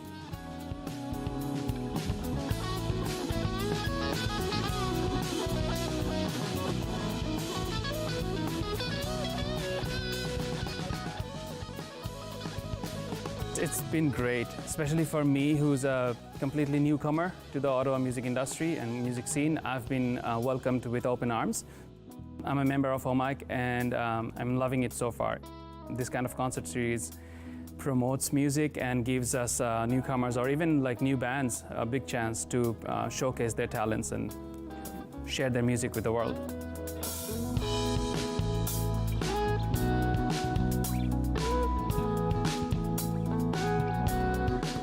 So yeah, it's a great opportunity for me to perform at the beautiful Shenkman Arts Center. I'm supported by Rogers TV, obviously, and I've been checking out the previous Encore 1 and 2 videos on Rogers channel, 22 channel, as well as YouTube, and I've been blown away. Frankly, it's so beautiful. It's world class, to be honest. And the lighting and the sound, everything was mind blowing for me. And so I'm really glad that I'm here. Enjoying this very moment, talking to you guys, going to be performing on stage for Rogers TV and for OMIC. Yeah, it's a big opportunity for me.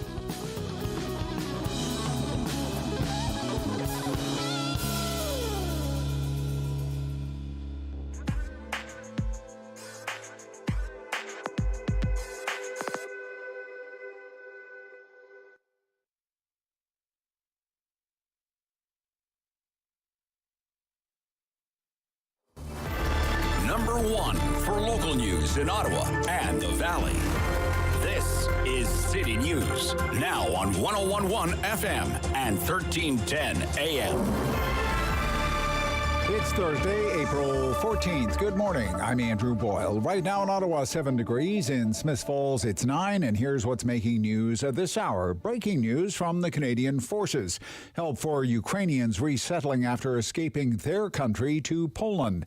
An announcement coming from the Defense Minister, Anita Anand. Right now, 150 troops will be helping those Ukrainians who have fled the war and are right now in Poland looking to resettle even temporarily in other countries. Ukraine says it has destroyed the flagship of the Russian Black Sea Fleet.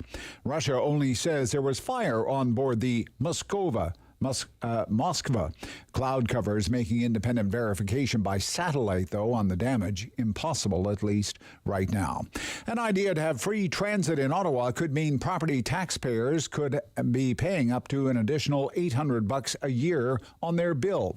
Mayor Jim Watson says that per household cost of taking over transit would happen. He's not running for the municipal election in the fall, but he says surely that is one of the issues those hoping for a seat around the table are going to have to deal with. City News Time at 10:32. I'm Andrew Boyle. For news anytime, follow up online at ottawa.citynews.ca. Talk back. Hello. On the Rob Snow Show. The phone lines are open at 613-750-1310. Now, the Rob Snow Show continues. And it's a free-for-all on a Thursday before the long weekend. We usually do the Friday free-for-all. We're off tomorrow. No Rob Snow Show tomorrow. We'll be back on Monday. So your last chance to have at me, yell at me, scream at me, criticize me, or sing my praises, whatever it is. 750-1310. 750-1310. 613-750-1310. And it's a free-for-all. So it's wide open. We've talked a lot about conservative leadership politics. I have to tell you, like, just on the local front, and this is what I mean by a free-for-all. It doesn't have to be about a news story, okay? It could just be something that's kind of bothering you. I had a lot of errands to run. I had a lot of errands to run yesterday afternoon. I have to tell you, Heron Road has to be the worst road I have ever driven on in all my years of living in Ottawa. 30-plus years of living in Ottawa.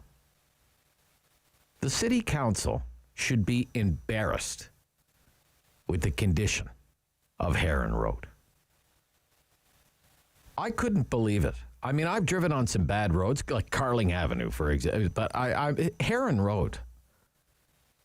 I drove from the radio station yesterday, west along Walkley, and then, you veer to the right where you have Walkley there, Heron there. You go to the right, you're on Heron Road. And I took Heron Road up to Fisher Avenue, and then I turned right to go down into Westboro. So you know where I'm going. You drive along the experimental farm there. I'm telling you what, there were times when I thought I was going to lose the undercarriage of my vehicle on Heron Road, and I drive a Jeep Cherokee. I mean, if there is a worse road in Ottawa than Heron Road, I would hate to see it. I used to think nothing could rival Carling Avenue in this city for a miserable stretch of asphalt. But Heron Road has it has to be the worst road in Ottawa now. In the city budget, $4 billion now, the city budget for Ottawa. You would never know it based on the condition of Heron Road. I mean, it's embarrassing to me. Yeah, the city should be embarrassed with the condition of that road. My gosh, the snowmobile trails of the upper Ottawa Valley are in better shape than the Heron Road, for crying out loud. I know the CAA right now is doing its worst road contest thing right now. Last year, the worst road in Ottawa was Carling Avenue, which is, and during most of my lifetime in Ottawa, has been a very worthy winner. But I think that the gold medal should go to Heron Road now. Gosh almighty. Do something about that road. It's embarrassing. Charlotte Lake. David, you're on City News. David. How are you this morning, Rob? I don't drive on Heron Road. I'm giving traffic advice, David. So. Yeah, I can barely hear you, sir. Are you on a speakerphone? Yes, sir. Yeah, you got to pick that up. I can't hear you on a speakerphone. Okay, Rob. Yeah. What is calling about? Yeah, I can't hear you, David. You have to pick up on. If you're on a speakerphone, I can't hear you. Oh, I'm in a bad area, Rob. Is that any better? No, it's. I can't really hear you very well there. Sorry about that, buddy. Erica in Hammond. Hi, good morning, Hi, Rob. Erica. and happy Easter to Well, you. same to you. Thank you. I'm just listening to your commentary on Heron Road. Yeah. I was watching the Boston news, actually. Oh, okay. The other day. Yeah. And the irresponsibility of our local government that, well, there's so many potholes and we don't know who filled them and whatnot, so we can't really go after the warranty of the 3-year whatever, 6 months or whatever. That was in an auto. So they came up with an A tag, an asphalt tag.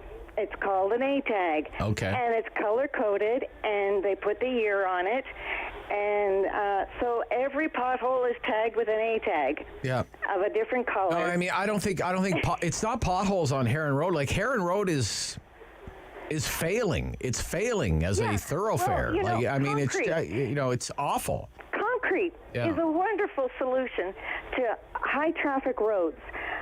We traveled out to Pembroke to buy a used car for myself, so now we have 2 cars in the family. But that road was built when? In the 1950s, that highway going out to Petawawa, Pembroke? Right. That road is in perfect condition. There's no cracks. There's no potholes. Nothing. I mean, concrete lasts forever. Okay. So why is Saint Laurent, Rideau Street, Carling Avenue, the major roads in this city that are traveled by trucks and heavy loaded trucks and lots of cars, and they should be done in concrete. And then, because asphalt doesn't last. It's proven. Well, I don't know. It does not last. Yeah. I don't know. For the taxes that people are paying in Ottawa. I know. My gosh, for a road to be in that kind of condition. I know. And this is not just seasonal potholes. I know, but Right. if you You know? spend the big money and put in concrete roads, you're done. Okay. You don't have to repave. You don't have to do potholes. It's finished. It's done. And you get, 60 years? Okay. All right. Thank you. Thank you, Erica. Good call. Good call. I mean, would you nominate? Do you have a nominee, David, for like a worst road? You do more driving in town than I do. I mean, you're out and about all the time, but like Heron Road. I drive downtown a lot more, but Catherine Street downtown. Catherine Street, pretty much impassable these days. Oh yeah. Okay. No, I'll tell you a story. But they're doing work on Catherine Street right now, I think, aren't they? Or? Not in the section around where I'm at. No. Right. Heron Road is bad. Bronson is bad. It's all like you just Heron, you're like, do you have Heron 3 days, Rob? Yeah, right? like Heron. I think Heron might be for the first time. It might give Carling a run for its money. So I'm in Westboro yesterday. This is another thing, David. Just before you don't answer the phone yet. Yes, I'm in trendy Westboro. Sure. Okay. Home of the Subaru. Yeah. And the Thule roof rack. Okay. Is that a qualification to buy a house in Westboro? You need to have a Subaru and a Thule roof rack? I think you get a tax credit for it, yeah. It still blows me away that all of these years later that you can park for free in Westboro. All over on the main street. On the main street. All over, yeah. I don't know if you call it Westboro Mechanicsville where one ends and the other begins. Now it's all the same because it's all become so gentrified now. It's Yuppieville. Okay? Filled with people who are supposed to be progressive and green and sustainable. And I really do like Councillor Leeper. I do. But I understand his politics. He's been waging war on the car. His entire time at City Council, I don't even know if the guy owns a car.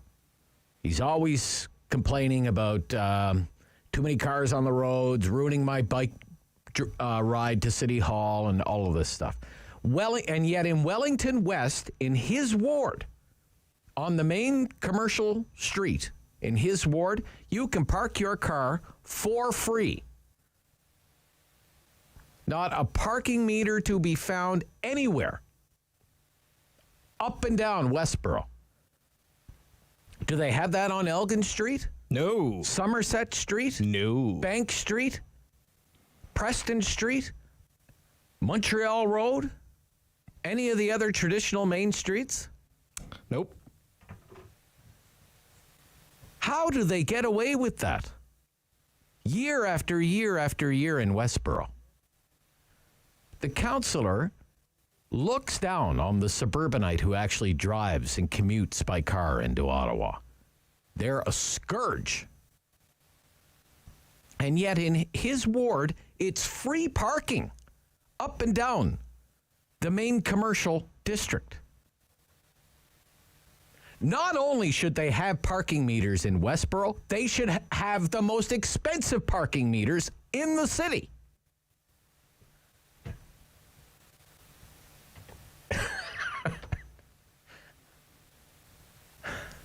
Ches in Canada. Ches. Hey, Rob, how are you? Long time no. Thank you. What's up, man? Well, you just pointed out the hypocrisy of the Liberals in Westboro, but, you know, for the people that go into Westboro, I mean, I'm sure they appreciate the free parking as well. Yeah. So I've been listening to the whole thing about Poilievre. Like, he is the man. But here's a big question that's been gnawing at me. The Bill 21, okay? Bill 21, sure, yeah. Remember the last leadership debate? They all acted like a bunch of cowards, right, in terms of dealing with that bill and actually calling out that it's racist. But how is Pierre Poilievre going to deal with that? Because Aaron O'Toole did the same thing. They didn't call out for the vile and racist piece of legislation that it is. So I'm curious how Pierre would deal with that. Yeah, that was a point that Jean Charest made this week on my show when I interviewed him. And it's a good point, and it's a very fair and valid point. Poilievre goes on about freedom. We want to make Canada the freest country in the world, right? Exactly. Which is a laudable goal. Then why aren't you saying anything about Bill 21? Because at the end of the day, you know, personally, I think the worst form of racism is institutionalized racism, which Bill 21 will do. And then it comes, you know, all the collateral damage that can happen with that. So I don't know if he's gonna die on the altar with that, or how is he going to deal with that? Yeah. I don't know how he's going to deal with it. We'll find out. I guess he'll just take the way out that all the rest of them have taken out, and he'll say, "Oh, well, it's just, you know, that's a provincial matter. We don't get involved in provincial affairs." So. And I don't think he can. You got to address that. I think there's a lot of people counting on him in that regard. But okay, we'll see what happens. We'll see what happens. Thanks. You know, that's part of the plan from Charest and from Brown, is to try and box in Poilievre on an issue like that, and on an issue like $10 a day childcare. If you, you're Pierre Poilievre, what are you going to do now? The Liberals have signed all of these $10 a day childcare agreements with every province, every territory, with every Conservative premier. Doug Ford signed on to $10 a day childcare. Jason Kenney, Scott Moe, Blaine Higgs, Tim Houston, all of them. Are you going to come along and rip all those agreements up? You know, there are openings there. Let's take Dan in the South End. Dan. Hey, Rob. Hey. Yeah, the caller a few calls back talking about making the roads out of concrete. Well, if anybody wants to check, Carling Avenue actually was created in concrete, and they had all kinds of issues with it for many, many years. Yeah. And they had to spend millions of dollars there in the last 10 years to destroy it and repave it, and it never was right because it couldn't get all the concrete out of it. But what I was going to suggest was check out what the airports are putting down for pavement. Okay.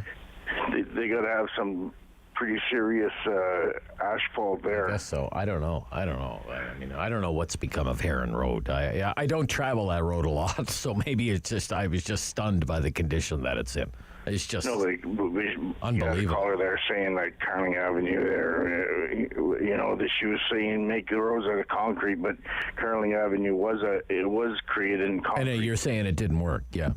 I don't know. I'm not a civil engineer. What do I know? All I'm saying is for the taxes that people are paying in the city of Ottawa, you should not have a failing thoroughfare like Heron Road. It's not seasonal. the staff will say, well, it's seasonal, Rob. Freeze at night, thaw during the day. That's the recipe for maple syrup and potholes.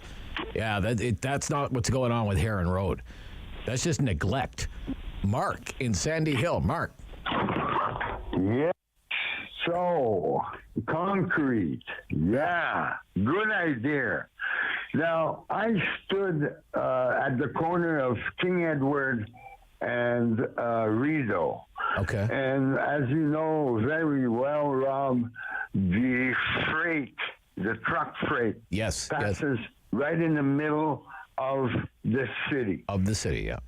Yeah, it's been an issue for many years. Many years, yes. Now, I looked at the condition of the pavement at that corner. I stood for an hour. I counted 49 trucks going either way. Wow.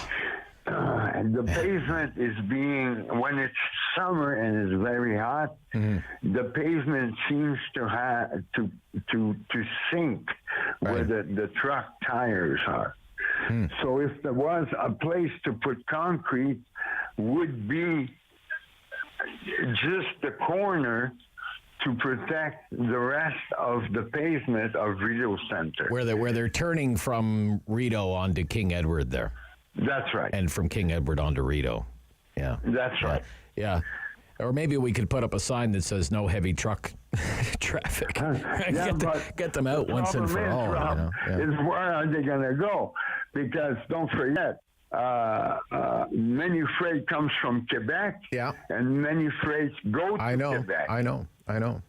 And that bridge, I mean, if you're going to do something, if you can't do transit properly, well, what are we going to do about we could the have traffic downtown? They could. One of the things that they've been looking at, but it hasn't really gone very far, is having a tunnel. Oh, God. You see the tunnel that the old train has? It's leaking everywhere. Yeah. The tunnel that they envisioned, it would come off the 417, around Nicholas, go basically under Sandy Hill and come out the other side, I guess. Oh, my God. Yeah, I don't know what something like that would cost now, but that's one of the things that they wanted to look at was having a truck tunnel, and maybe you make it a toll, and make the freight companies pay the toll for the tunnel. I don't know. Something has to be done. I remember the late Muriel Belanger told me if you had a truck tip over, say a truck carrying ammonia, tips over on King Edward Avenue, you'd have to issue an evacuation order for all of Lower Town, Sandy Hill, and a large part of the downtown core. You would have to move tens of thousands of people, vacate on an emergency, and you wouldn't know when they would be back. That is the only crossing for dangerous goods between here and Hawkesbury, is that bridge. And Muriel said at the time on the radio, not only do we need one new bridge, we need two. And we haven't built one since. In fact, by the sounds of things, we're going to tear one down. This is the Rob Snow Show on City News.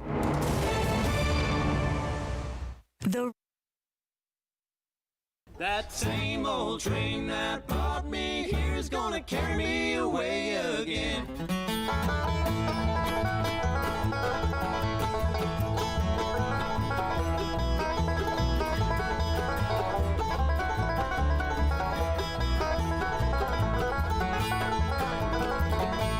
Darling, you can't love one.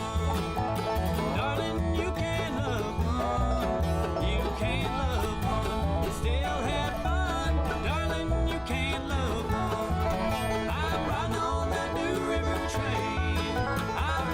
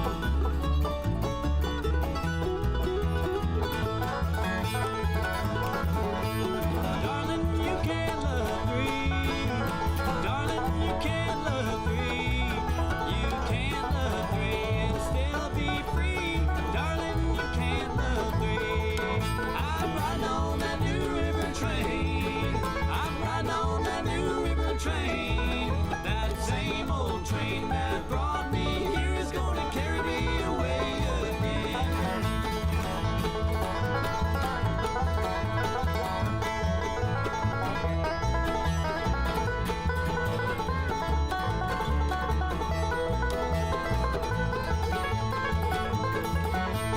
Darling, you can't love more. Darling, you can't love more. You can't love more, but still want more. Darling, you can't love more. I'm riding on that new river train. I'm riding on that new river train. That same old train that brought me here is gonna carry me away again.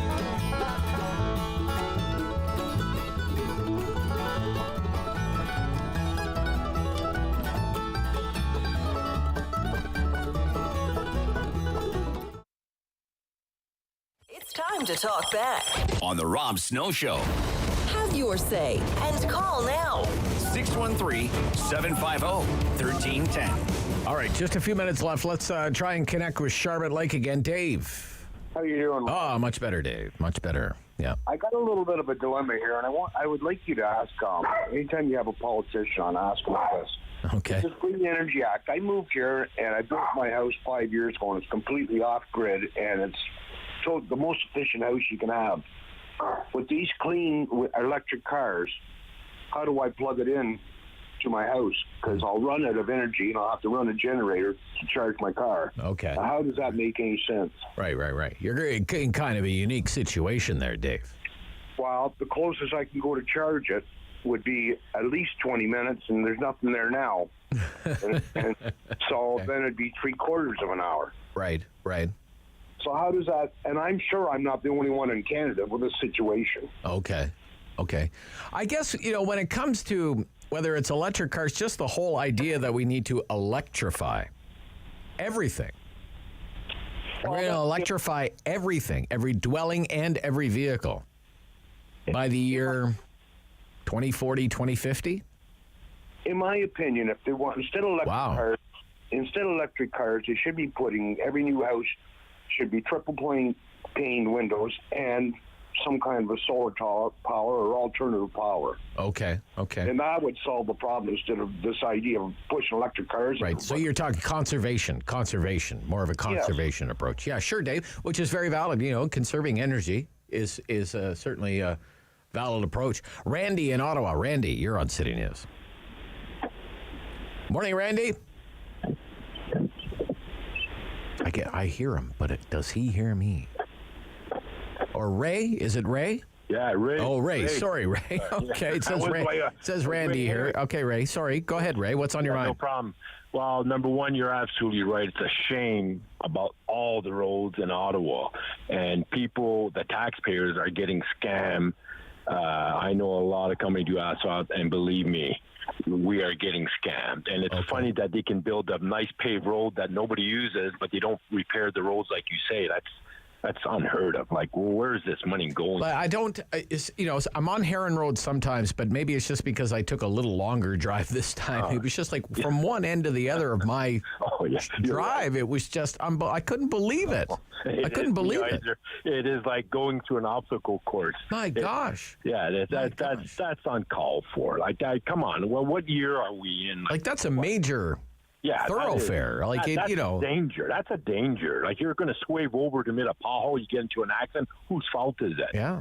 That's number one. You're totally right. I think taxpayers deserve better. They should have a warranty for their money like anything else. And the politicians, typical, they're saying Pierre and all this. Well, Trudeau's no better. And look, when they get there too long, they get comfy. And don't forget, Trudeau just supplied $66 million to all the newscasts, to the ones he likes, so they can say what nice things about him. So, at the end of the day, we got to give everybody a chance. Again, that's primarily a print media thing. That's a print media thing. Okay. Exactly. All right. I just want people to be clear. Okay? All right? We are not cashing any Trudeau bucks around here. David? You're not.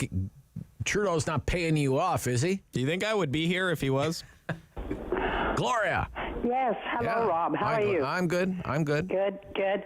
Well, two things on my mind right now, and everything Dave has said and about cars brings up another question.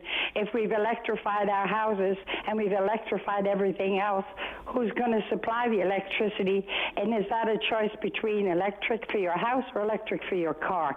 Number one. Number two, trucks going down through. That's been an old problem. Oh, yeah. And the infrastructure for them coming over at the West End, coming up through the main road through Kingston and up, and then cutting over into Quebec, most of that infrastructure was built many years ago, with the bridge being built in the West End. For them to skip the city of Ottawa completely, why that never was carried out and fulfilled, I have no idea. But it's time. And as for the mayor, well, Mr. Mayor, you want to follow other cities? You got a long way to go, sir, because their tax system is entirely different. Their housing needs are extremely different. So let's just deal with the city you got to deal with, and that's the city of Ottawa. All right, Gloria. Thank you. You're my last call of the week. Thanks. We're right at a time. The news is coming up, and then Peter Tilley from the Mission. This is the Rob Snow Show on City News.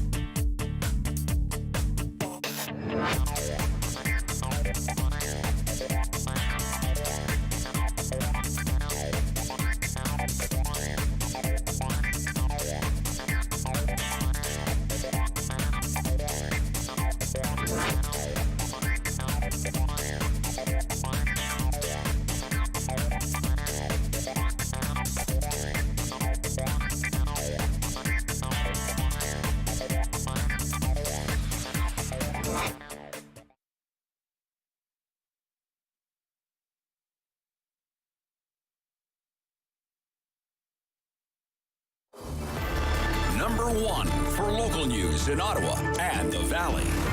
This is City News, now on 101.1 FM and 1310 AM. It's Thursday, April 14th. Good morning. I'm Andrew Boyle. Right now in Ottawa, 7 degrees, 9 degrees in Smiths Falls, and here's what's making news in Ottawa and the Valley. The federal government will be sending Canadian troops to Poland to help resettle Ukrainian refugees.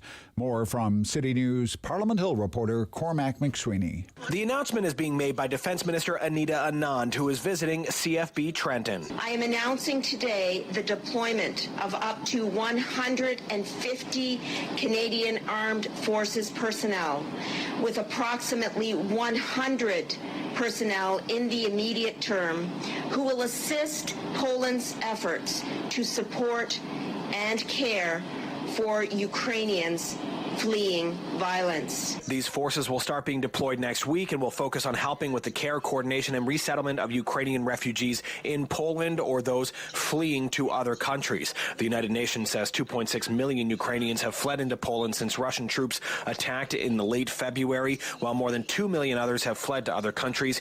Canada's prioritizing immigration applications from Ukraine and helping Ukrainians come to Canada for 3 years. Cormac McSweeney, Parliament Hill. City News Time, 11:02. Now, Ukrainian forces say they have hit and seriously damaged the flagship of Russia's Black Sea fleet. Russia admitting its flagship in the Black Sea is in flames, its crew forced to evacuate without mentioning any kind of attack, while Ukraine is claiming responsibility, saying it struck the ship with missiles. Military analyst Steve Gagner telling ABC News the development will be viewed as humiliating for Putin. The flagship of his Black Sea fleet sunk by a country without a serious navy, one that he thought he would conquer in days. Inez de la Cuetara, ABC News, at the Foreign Desk. City News Time, 11:03, and now your forecast with meteorologist Jill Taylor. For Ottawa, the Valley, Smiths Falls, today cloudy, periods of light rain, even the possibility of a thunderstorm. Southwest wind to about 25 kilometers per hour, and the high today 15 degrees. That's above average. The average high is 11. Tonight will clear out, the low near 3.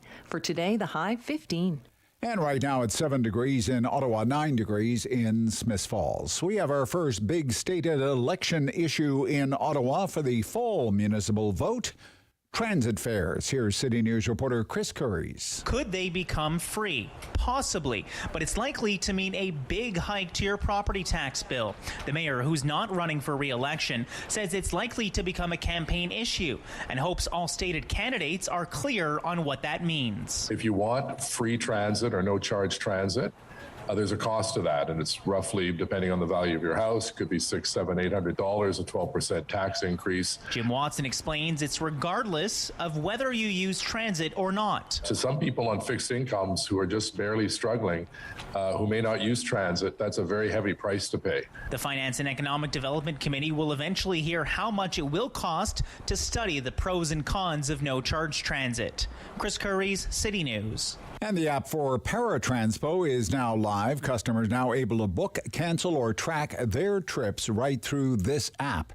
It was one of the 2022 priorities for the transit agency. Advocates say it's a great step forward, making transit accessible to all.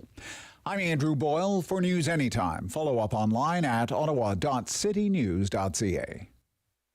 Strong voice. Strong opinions. Rob Snow Show returns on Rogers TV and City News. 101.1 FM and 1310 AM.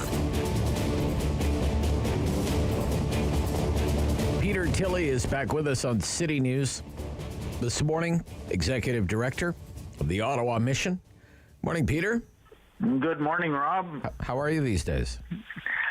Doing well. We've got Easter weekend coming up. It's always a time for celebration of hope, and in our case, time to put on a spectacular Easter Monday dinner. Yeah, Monday is the day. What's planned? What's planned, Peter? Well, we've got several thousand pounds of roast turkey, of course. We'll have several thousand pounds of roast beef, as we always do, some Yorkshire pudding, the trimmings, and hopefully some mighty fine desserts. It's going to be a big feast. We're serving meals out in the community this week. Through the food truck program, we're going to serve 6,000 or 7,000 meals out in the community alone, and then we'll have the takeout meals on Easter Monday here, as well as a fine Easter dinner for our in-house residents. And hopefully, by next Thanksgiving, Rob, we'll actually have one of those traditional sit-down Thanksgiving dinners with volunteers and celebrities serving the homeless who will line up around the block to come indoors, not to get a takeout meal. Let's hope that's on the horizon there somewhere. Yeah, but nevertheless, it seems, especially with the truck, it seems you're reaching more people now. Yeah, it's as you know the story, a couple of years ago, near the start of the pandemic, just under 2 years ago, Jim Foster from Pelican Seafood and Grill donated a food truck that he wasn't using. We figured out, well, we could go into the poorer communities. We know the incidence of hunger through this pandemic was greater than ever in the poorer pockets. Mm-hmm. We identified 5 neighborhoods. That soon grew within 6 months to 19 neighborhoods. and became a huge effort of 450, 500 meals a day.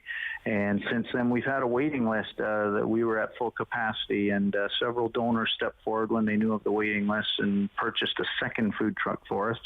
There's always the operating costs that go with that, which we hope to maintain. It has to be sustainable, and it will be, thanks, we think, to our donors who are going to step forward and continue to keep that going. And we've added so far, I believe, another 12 stops to that route. So we're going to have, to date, 31 stops across the city of Ottawa. Wow. One of the new ones is Regina Towers, a seniors building for many seniors who suffer from disabilities and challenges and can't get out into the community. And it came to our attention that they were suffering there and could use the assistance. So the truck will stop there once a week as well too. And what a nice addition, not only to have a healthy, warm meal, whether shepherd's pie or perhaps lasagna and salad on the side or whatever it may be once a week, but it also really helps with someone's budget that they can plan that day their meals will be taken care of, because we will give them a second meal,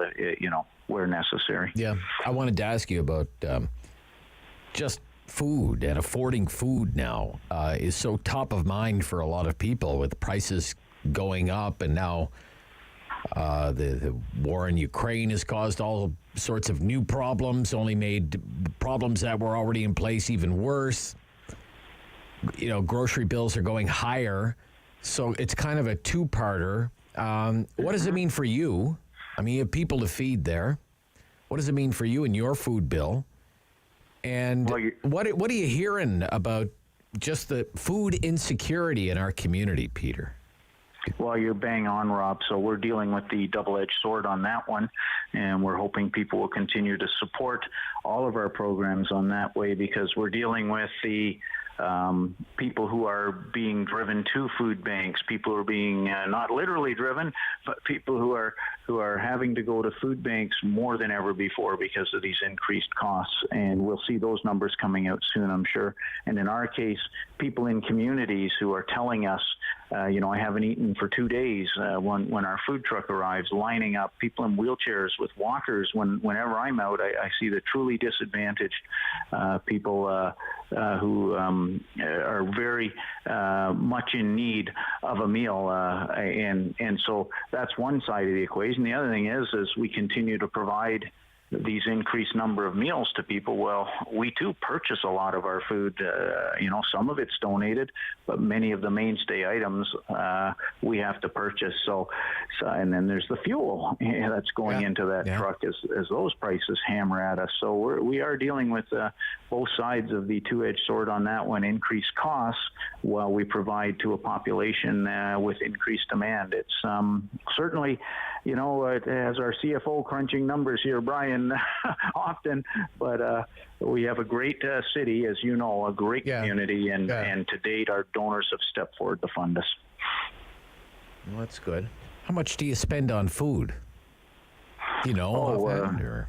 Yes, of course. Hundreds of thousands, millions? Hundreds of thousands of dollars. You're looking at, budgets upwards of $600,000 to $700,000 a year on food items alone. So it's a significant portion of our budget for sure. Wow. Where do you store your food? Do you have to pay a warehousing fee or something, or do you have the facility there to do it? Well, very fortunate, Rob, down here in our basement, and it's like a dungeon walking through the basement sometimes. Right. Very fortunately, you can see the down here we have a couple of large walk-in freezers and coolers. Okay. And all the shelving, and now at the new site at 384 Rito Chef Rick's.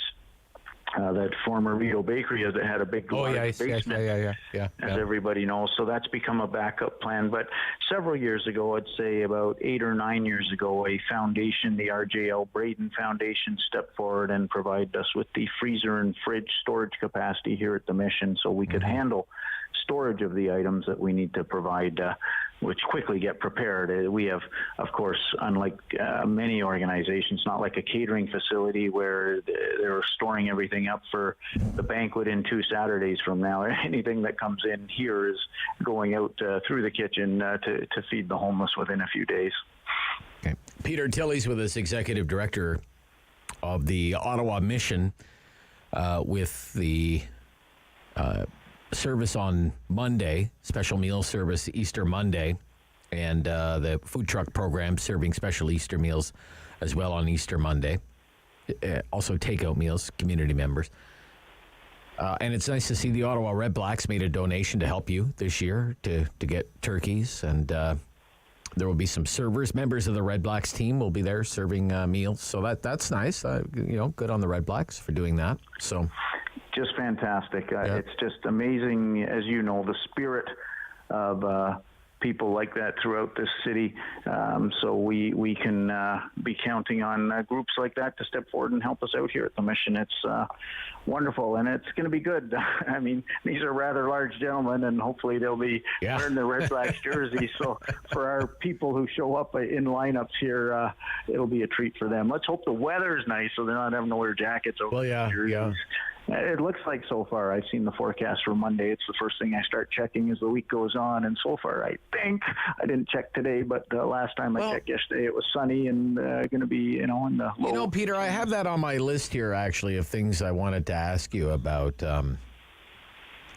I know it's been kind of cool and wet, but, April in Ottawa, that's you don't know what you're going to get, but soon it'll be, nice and warm, and, soon enough, hopefully, knock on wood, we'll be complaining that it's too warm.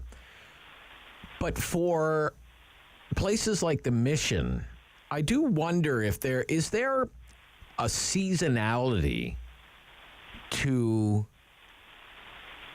the demand for your services. I can tell you do more people say come from other communities? I'm going to go to Ottawa and see if I can, find work or find a place to live or whatever. For example, when I speak with my friend Bruce McIntyre from the Eganville Leader, who covers the Ottawa Valley, and a lot of the Ottawa Valley communities, they don't really have shelter space or substance abuse programs. No, people come here, right? So, but I'm wondering if are there seasonal trends to that kind of thing, Peter? There definitely are, Rob. More when I started here. I remember when I was new here just over 9 years ago, we were only hitting those full capacity numbers on the coldest of the winter days. And on the very coldest of the January, February days, we were throwing mats down on the floors to handle the overflow. And then in the summer months, we would be down by 20 or 30 beds. So of our 250 capacity, we may be at 220, 230. And that all changed within a few years as the lack of affordable housing continued to grow and people had nowhere else to go. We've just been at full capacity right through the summer months. Of course, things changed during this pandemic. We had to reduce capacity and move people to physical distancing centers to be safe. But we'll be back at it again. And of what I understand, I haven't seen the great big builds. We keep hearing there's housing strategies out there, but we don't see those big builds of affordable housing going up. So I imagine once we pull through the pandemic, we'll be at full capacity. But you are right. People do gravitate to the downtown core. I've spoken to so many people who come from Smith Falls. Recently, a young gentleman, I'd say in his early 20s, who had a fight with his parents over his drug use, left home, and he's standing on the streets of Smith Falls. You've driven through Smith Falls as I have, and what the hell do you do when you're in Smith Falls? Well, you hitchhike to Ottawa. I'm going to go to Ottawa. Yeah, I'm going to go to Ottawa. I'm in trouble. I'm going to go to Ottawa or whatever. Of course. Yeah. And so we're starting to track that with the city of Ottawa to get a handle on what's drawing people. But any big city, Toronto, Ottawa, Vancouver, Montreal, it's one of the challenges. You hear of some of the other smaller communities, we've cured homelessness. We have really low numbers now. Well, they're not dealing with the big cities' challenges of people gravitating to the core. Right. The geographic cure for the problem. You're Peter, right. That's exactly the term. Geographic cure. It'll be better. We moved the problem. Right? It'll be better in Ottawa. Really? You're probably going to run into some influences you shouldn't be running into in Ottawa. We put such a focus now, people don't realize, Rob, on diversion. We have a whole housing department, and one of their big focuses is diversion. So when people show up and arrive in the city, we quickly try and connect them. Why are you here? Well, let's contact your parents in Pembroke and see what happened and see if we can get that fixed. And that can be a tough call with them to remind them, do you really want your 20 or 21-year-old into the influence and the culture of being in the downtown homeless population with all the influences there? Maybe you can fix things up and put things together. So we've had a huge track record of success of diversion, sending people back, close to 150 last year, people who would have otherwise ended up in the shelter system. Wow. Okay. Story to be told there. Look, Peter, all the best. Happy Easter to you and all your staff there for everything you do with the mission. Thank you for all your support, Rob, and looking forward to, like I said, maybe Thanksgiving, having you back in here to help out and serve a dinner with us. Let's hope we get those days back soon. Talk soon, Peter. Thank you. Bye-bye. Yep, Executive Director of the Ottawa Mission. That's Peter Tilley. This is the Rob Snow Show on City News.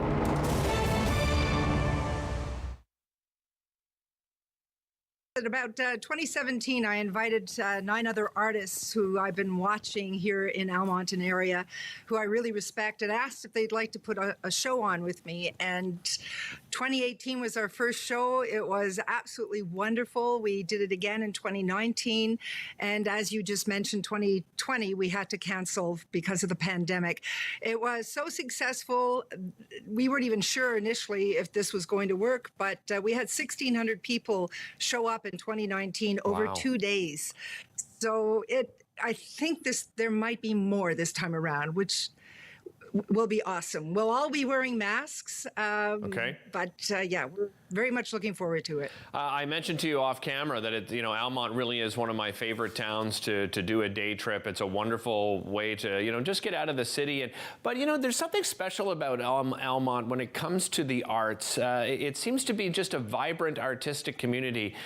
Let's talk a little bit about that. What do you think makes Almonte so attractive to artists?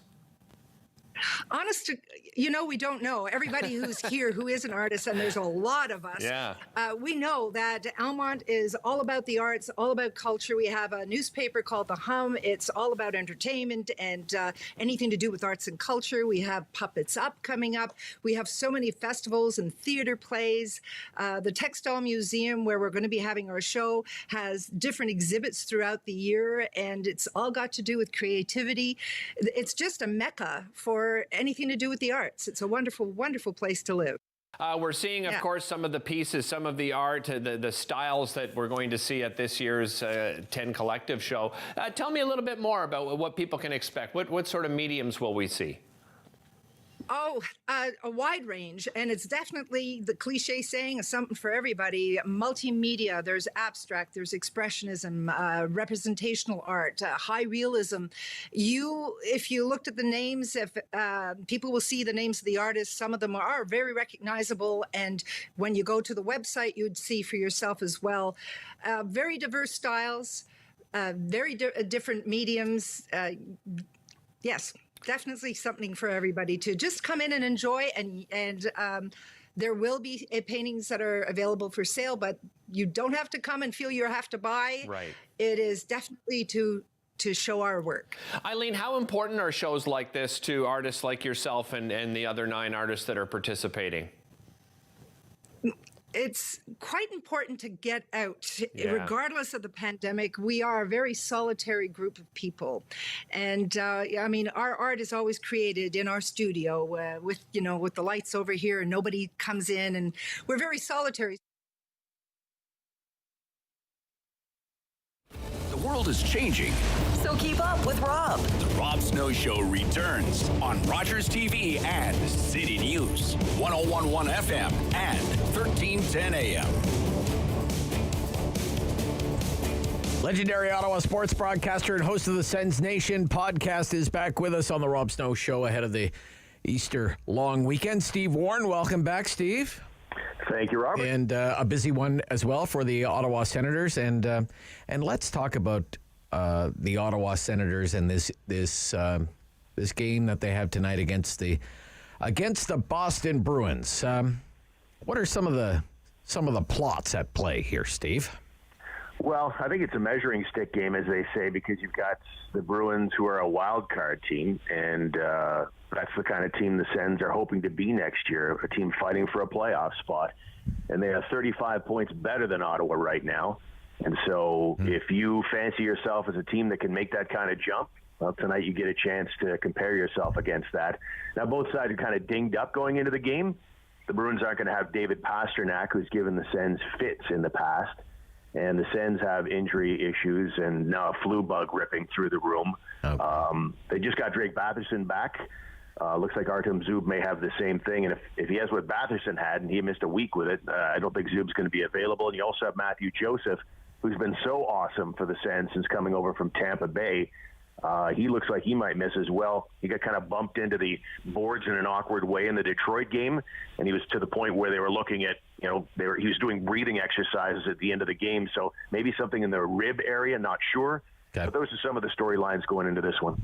Well, you've been really impressed with Joseph since the Sens acquired him. He's been a pleasant surprise, right, Steve? Oh, it's been a revelation. Wow. Because I don't think anybody wanted Nick Paul to go. I didn't. But no, I don't think many people did. But contractually, it was what it was. But now you enter Matthew Joseph into the equation, and he's been playing on the first line, and he does everything you want a player to do in your top six. He's so energetic. He's got good hands. He creates things out there. He kills penalties, and he's a great guy. And he's got the intangible of being really tight with Thomas Chabot. They were 4-year junior teammates at St. John. So, that's a deal. Even if Nick Paul, in hindsight, of course, even if Nick Paul weren't in a contractual situation, I'd make that deal 1-for-1, even if they both had multi-year contracts. Wow, okay. Speaking of contracts, I want to talk about Josh Norris here. I have his stats up here. 2021-2022 season, 57 games played, 32 goals. 17 assists, good for 49 points. So this is 19th overall pick in the 2017 draft.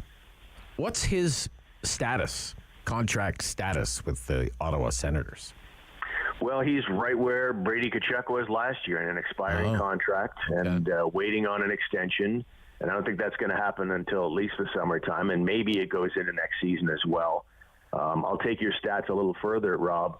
He's scoring at a 46-goal pace right now, 70 points if you sort of extrapolate over the whole season, and he's 22. That is a guy you got to lock up. And I think it's probably going to come in somewhere between Batherson, who got, it's a bargain, 6 years at $5 million, and Brady Tkachuk at the high end, 7 years at 8.2. And if I'm Norris's agent, my question for the Sens is... I'm like, it's got to have an 8 in front of it, you would think, right? Like, that's what I'm asking. Yeah. Why not? Why should I take less than Tkachuk? Or if you want to look at another comparable outside the team, why should I take less than Jack Hughes, the number 1 overall pick a couple of years ago, who's putting up comparable numbers, and he just signed an 8-year deal worth $64 million. My guy's young like Jack Hughes. Why shouldn't he be taken care of here? But there's only X amount of guys any given team can just open the vault for and go massive term on. So are they they're not... comes to this contract stuff, it can get so complicated. Are they at risk of losing him in any way? Or he's a restricted free agent, I guess, right? So there are limits there. Yeah, it's one of the funny terms in pro sports. Right. You're a free agent, but you're restricted. Yeah. That doesn't sound like the definition of free to me. So, yeah, he's under club control of the Ottawa Senators. He's not going anywhere. But it's a matter of, will it go down Mark Stone lane, where Norris signs a shorter-term deal at 2 or 3 years and gets all the closer to unrestricted free agency. He'll be here until he becomes an unrestricted free agent. But the Sens would like to make that day a lot later by signing him to that long-term contract rather than kind of walking him into it at the earliest possible point. All right, let's talk a little baseball. We have of course, all the Toronto Blue Jays games here on City News, 101.1 FM, 1310 AM. Home for all the Jays action. Pretty good start to the season. 4 wins, 2 losses. Tied for first right now in the East Division with Tampa Bay. And Vladdy put on a show last night. What have you thought of the Jays so far early into the season here, Steve? Well, they're high-event baseball. There's no doubt about that. I think they're going to be one of the fun teams to watch in all of baseball, if not the funnest team. I think you've got a World Series contender there. I don't think there's any question about that. You'd like to see a little more stability from the starting rotation. That opening weekend, it was bananas because you had, I think the Jays were on pace coming out of the opening weekend against the Rangers, on pace to set the record for most home runs in a season and on pace to allow the most home runs in a season. So like I say, high event baseball, and you're right, Vladdy's story. He's just so good and so entertaining. Back in Triple Crown range, that 3 home run game gets him to 4 home runs, which leads the league. He's got 8 RBI, 391 batting average, and he did it all yesterday with a bad hand. He got cleated, and he needed a couple of stitches after the game. He is so fun to watch, and the Jays fans should be just thrilled to have him for the next decade. Yeah. I mean, they've hit 11 home runs. They're first in the league in home runs. They've scored 29 runs, 5th in the league.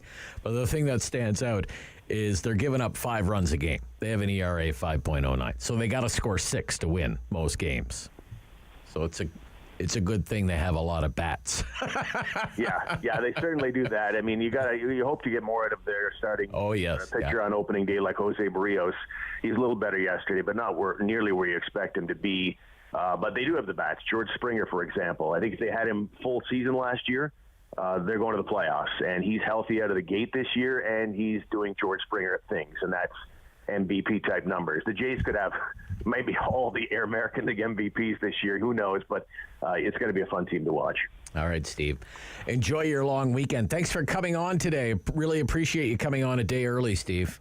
Thanks, buddy. Yeah, thanks again. Steve Warren, legendary sports broadcaster here in town. Sens Nation podcast is his project, of course. SensNationHockey.com. Back right after the news with The World, our weekly look at international news with Professor Elliot Tepper from Carleton University. This is City News.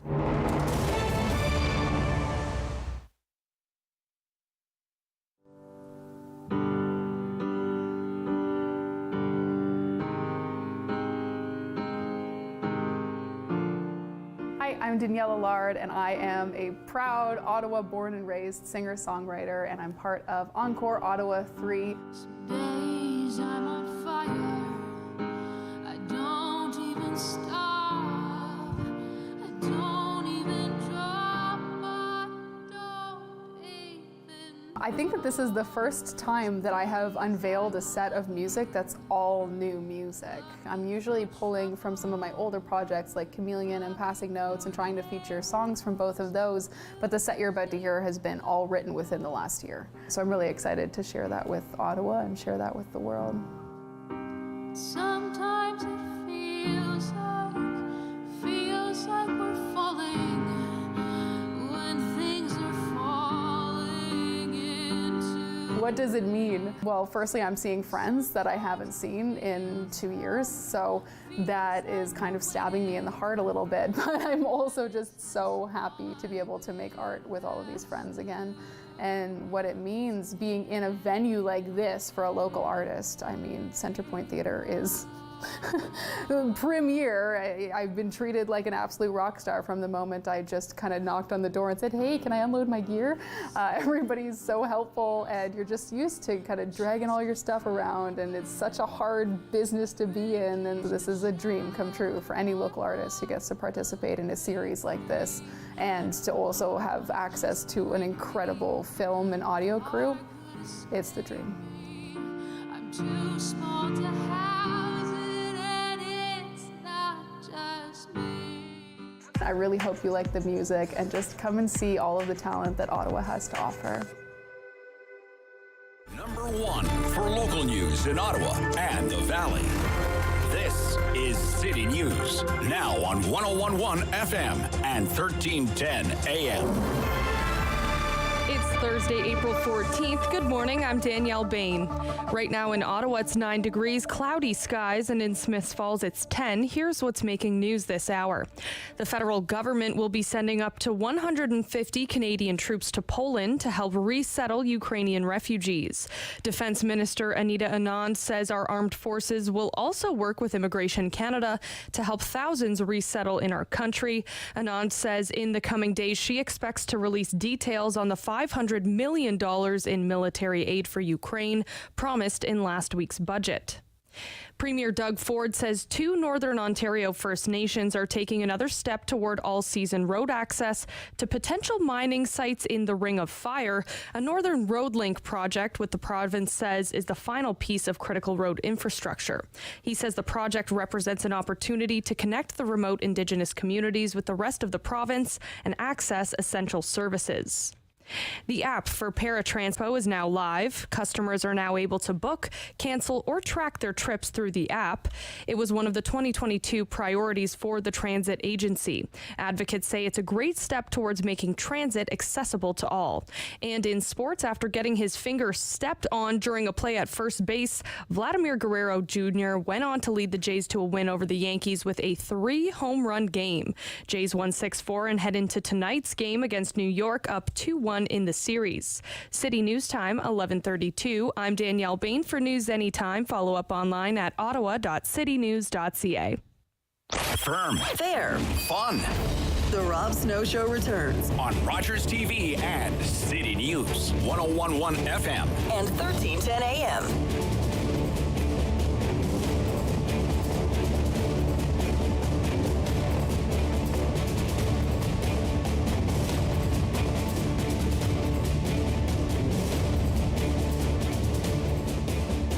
Every week we are joined by Professor Elliot Tepper for a look at international news. Professor Tepper is Distinguished Senior Fellow at the Norman Paterson School of International Affairs at Carleton University, and there's much to discuss this week. Professor Tepper, welcome back. It's nice to have you back on City News. Thank you. Good morning. And there certainly is a lot of news. So let's talk about expanding NATO. One of the missions you would think of Russia with its invasion of Ukraine would be to limit NATO.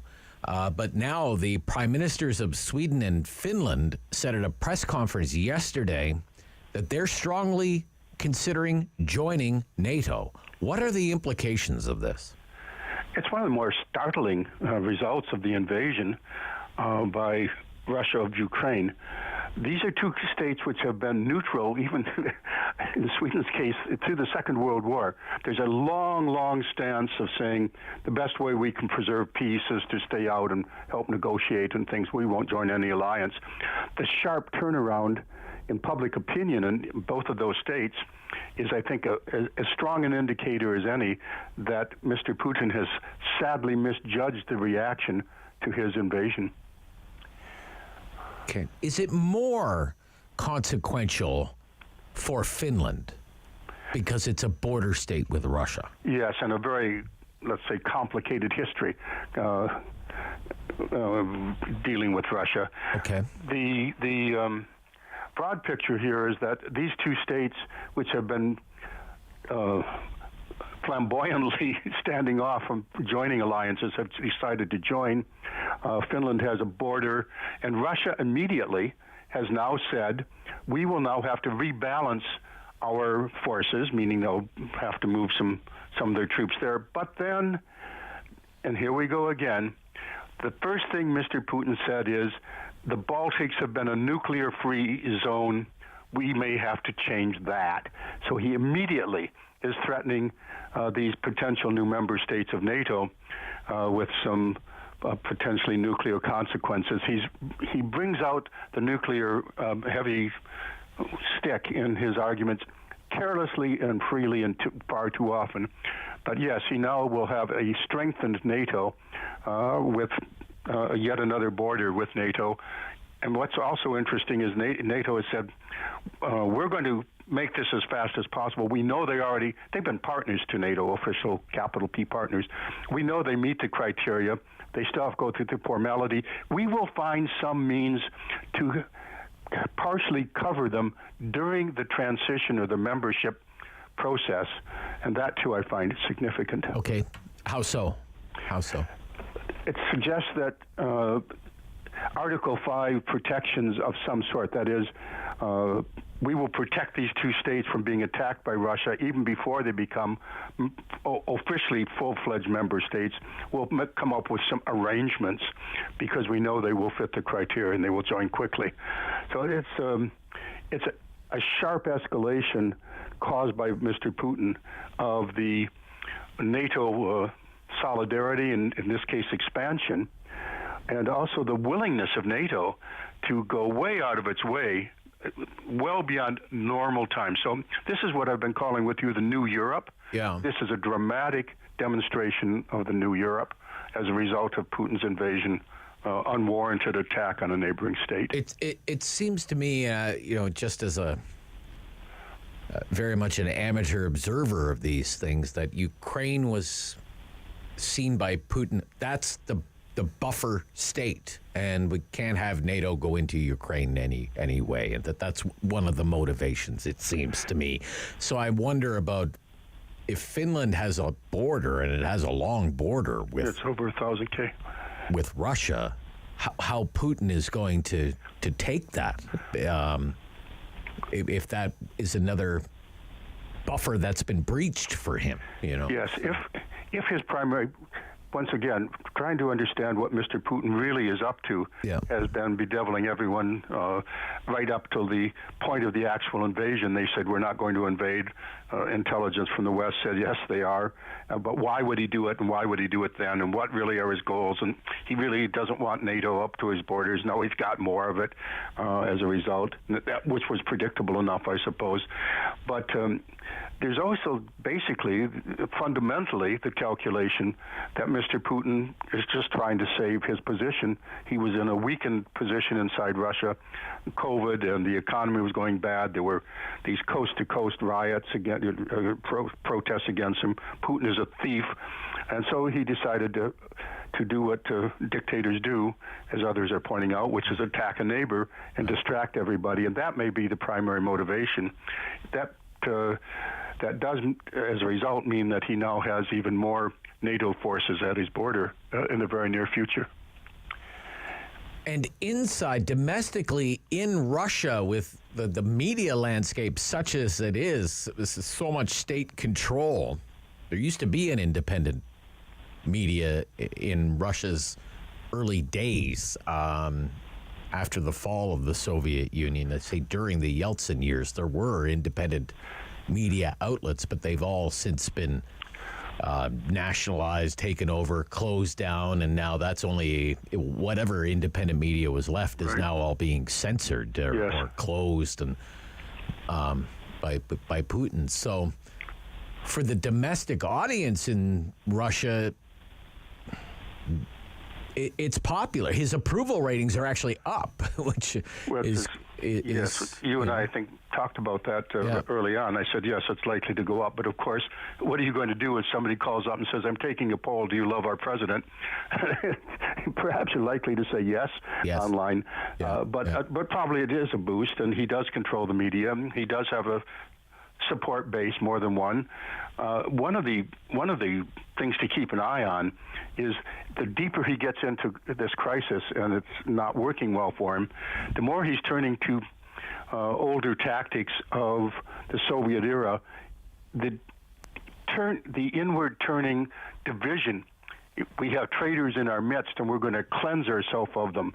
And we now have students reporting on their teachers, and this is a really dark era. It's a dark road to go down for a country that we should keep in our remember that it wasn't that long ago. Again, there were massive pushbacks against Putinism in Russia. He's managed to control it. He's clamped down on it, and he's now going even further down the road of re-Stalinization, in a sense, which was often called fascism on the other, flip side of fascism at home.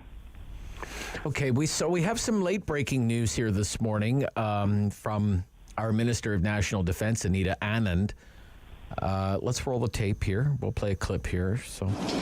To help address the growing crisis at the border between Poland and Ukraine, I am announcing today the deployment of up to 150 Canadian Armed Forces personnel, with approximately 100 personnel in the immediate term who will assist Poland's efforts to support and care for Ukrainians fleeing violence.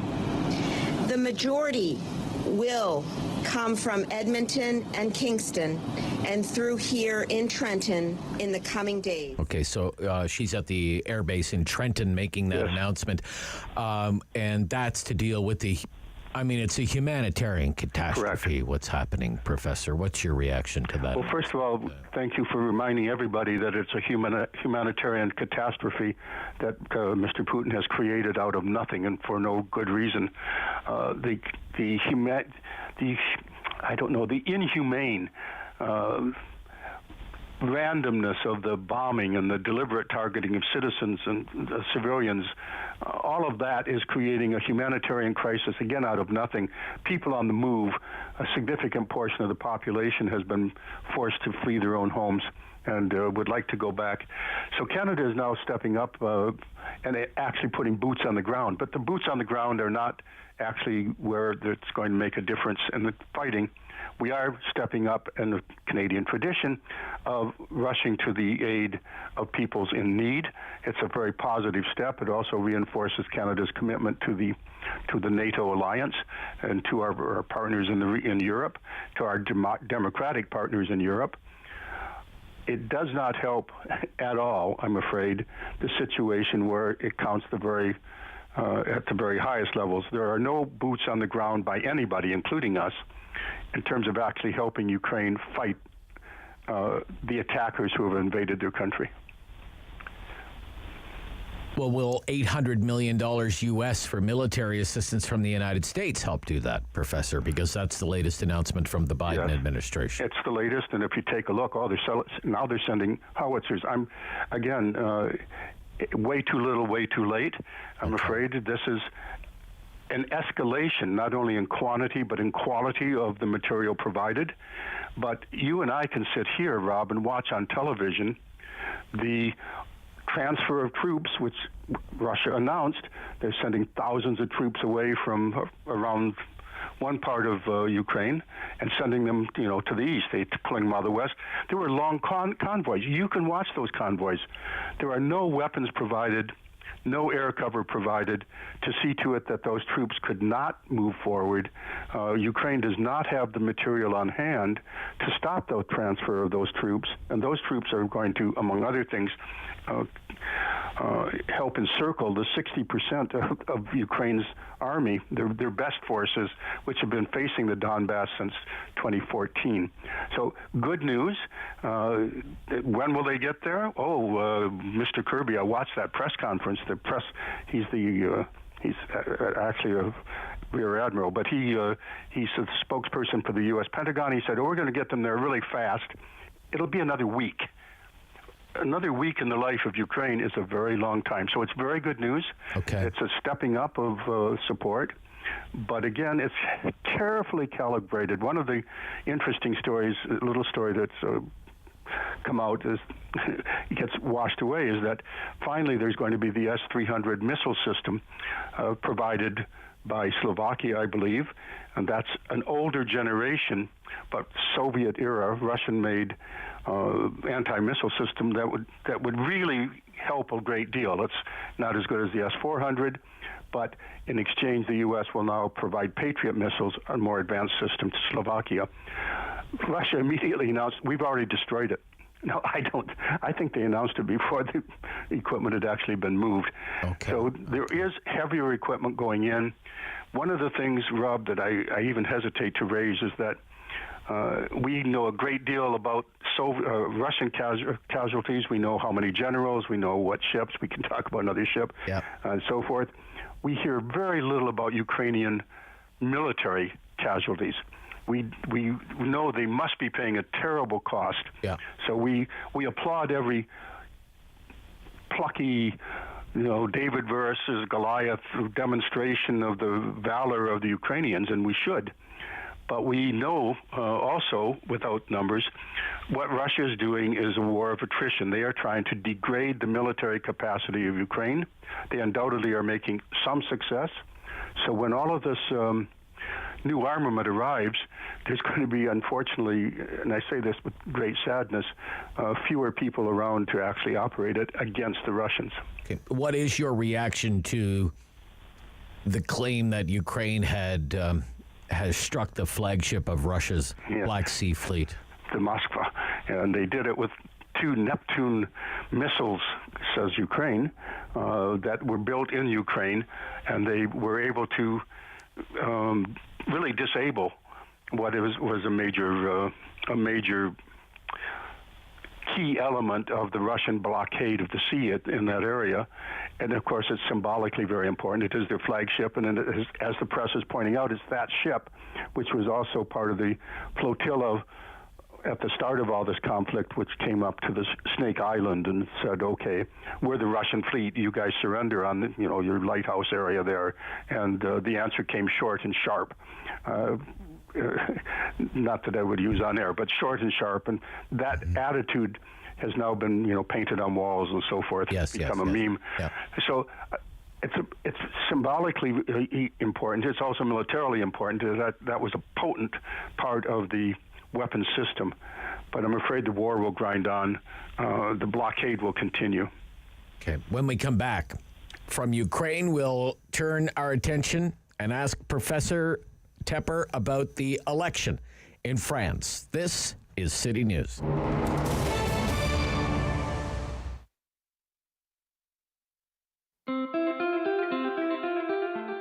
Riding requires attention and focus.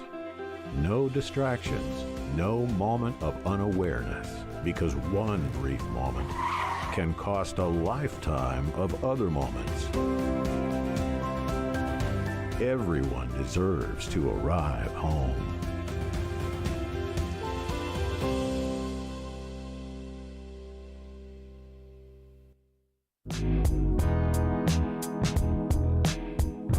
The Maritime provinces are home to some of the oldest settlements in Canadian history. But did you know that one of the first was actually started by Black settlers? Take a minute to learn about the rise and untimely fall of Africville. Black people have lived in Nova Scotia since before the founding of Halifax in 1749, but it wasn't until after the American Revolution in the late 1700s and early 1800s that large groups of Black settlers began to arrive in the province, many of whom were former slaves promised freedom and land in Nova Scotia. What they encountered when they arrived, however, was racist treatment by their white neighbors and government officials. This pushed many Black people to build homes on the outskirts of town instead. But despite the area receiving little support from government officials and lacking necessities like functioning sewage systems, access to clean water, and proper garbage disposals, the tight-knit community persevered, and so Africville was born. For more than 150 years, the small community grew, expanding from just a few homes to a population of over 400 people. Everything changed, however, in 1964 when plans for a new bridge and the idea of urban renewal prompted the municipality to set its sights on Africville's land. Instead of investing in the community, officials approved a relocation program that promised free job training and employment assistance to help residents through relocation. But the reality wasn't so kind. Residents had their belongings moved in city dump trucks, and homes were demolished immediately after their owners left. Of the 400-plus people living in Africville, only 14 residents held clear legal titles to their land, so the rest were only given $500 with the promise of more social aid in the future. Not much else was actually done to support Africville and its residents until 2001, when a United Nations report called for reparations to be paid to the community. In 2010, Halifax Mayor Peter Kelly apologized for the atrocities against Africville as part of a $4.5 million compensation deal. In 2021, Councillor Lindell Smith put forward a 7-part motion to plan for the future of Africville alongside local organizations and the descendants of former residents. Today, there's a public park and museum where Africville once stood to teach visitors about the history of the land and its community. If you've never heard of Africville, you're not alone. The tragic story of this small Black community in Nova Scotia is not as well known as it should be. Of community opinion. The Rob Snow Show returns on Rogers TV and City News. 101.1 FM and 1310 AM. Returns with Professor Elliot Tepper, Distinguished Senior Fellow, Norman Patterson School, International Affairs at Carleton University. Let's talk about the election in France, Professor. It's a close one. It's Macron versus Le Pen. Second round of France's presidential election takes place on the 24th of April. Perhaps you could explain who are these people? Who is President Macron? Well, let's start at the top. You know, because we have a long association, I really like elections. I like election watching. But most importantly, I like places that actually have free and democratic elections. And that's what we're seeing happening in France. We talked a bit about it last week. France has a two-stage electoral process. A bunch of candidates can run from a bunch of different parties, and if nobody gets 50% plus one, then there has to be a second round, and only the top two then can contend. Okay. So there were, in fact, a dozen or so parties, and we have all the statistics as to who got what, some surprises on who got too little, and which party and which individual looked like they were going to do well didn't. But we do know that the final came out the same this time as it did last time, in that it's going to be the sitting president, Mr. Macron, versus Marine Le Pen. She's now run in 3 of these. She didn't make the cutoff the first time. Last time she did and got handily beaten. Mr. Macron ended up with 66% plus, I believe, of the total votes. But this time, it's likely to be much different, and we have to accept the possibility that either of these candidates can win, including Marine Le Pen. Okay. You asked, who are these people? Well, let's talk about Macron. How would you describe him? I've seen him described as a centrist or center-right. Is that how you would describe him? Well, he came out of the Socialist Party originally. So probably not center-right, then. Well, he also worked as an investment banker. Okay. So, who is this fellow? We should say, politically speaking, he's a wunderkind.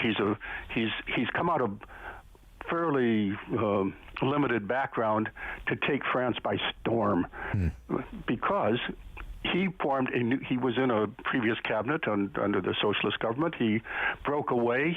He did something extraordinary for France. He founded a brand new party which destroyed the traditional party system that France had been relying on and without any exception since the end of the Second World War. He really destroyed all the traditional parties, basically, and came to power with overwhelming popularity. And then in the parliamentary elections, which do follow, his brand new party got a huge majority. Who is this fellow? Was 39 at the time. He's brash. He's also, I think, saw himself as a modernizing technocrat. He was going to bring France into the modern world and shake up what was at that point stagnant unions and pensions and a lot of ways that France had been doing business. A reformer. He wanted to be a reformer. Definitely a reformer. He also, in terms of international relations, was a very strong Europeanist.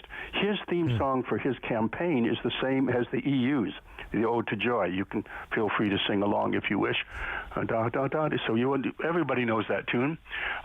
He ran as a leading Europeanist, and after the departure of Angela Merkel, he is in fact the senior EU leader, and he wants to be seen in that way as the leader of Europe, a democratic Europe that's on the march, which is his party. All right. Slogan. We only have about 2 minutes left here, so we'll have to run along. But Marine Le Pen, synonymous with the far right, her family name, Le Pen, for decades. As I understand it, this time around, one of the things that's working in her favor is that there were actually other leaders who were even more to the right than her, so she actually now looks more moderate, but I don't think you would describe her as a moderate. I certainly would not. Her party is the National Front, which goes back to actual fascist roots.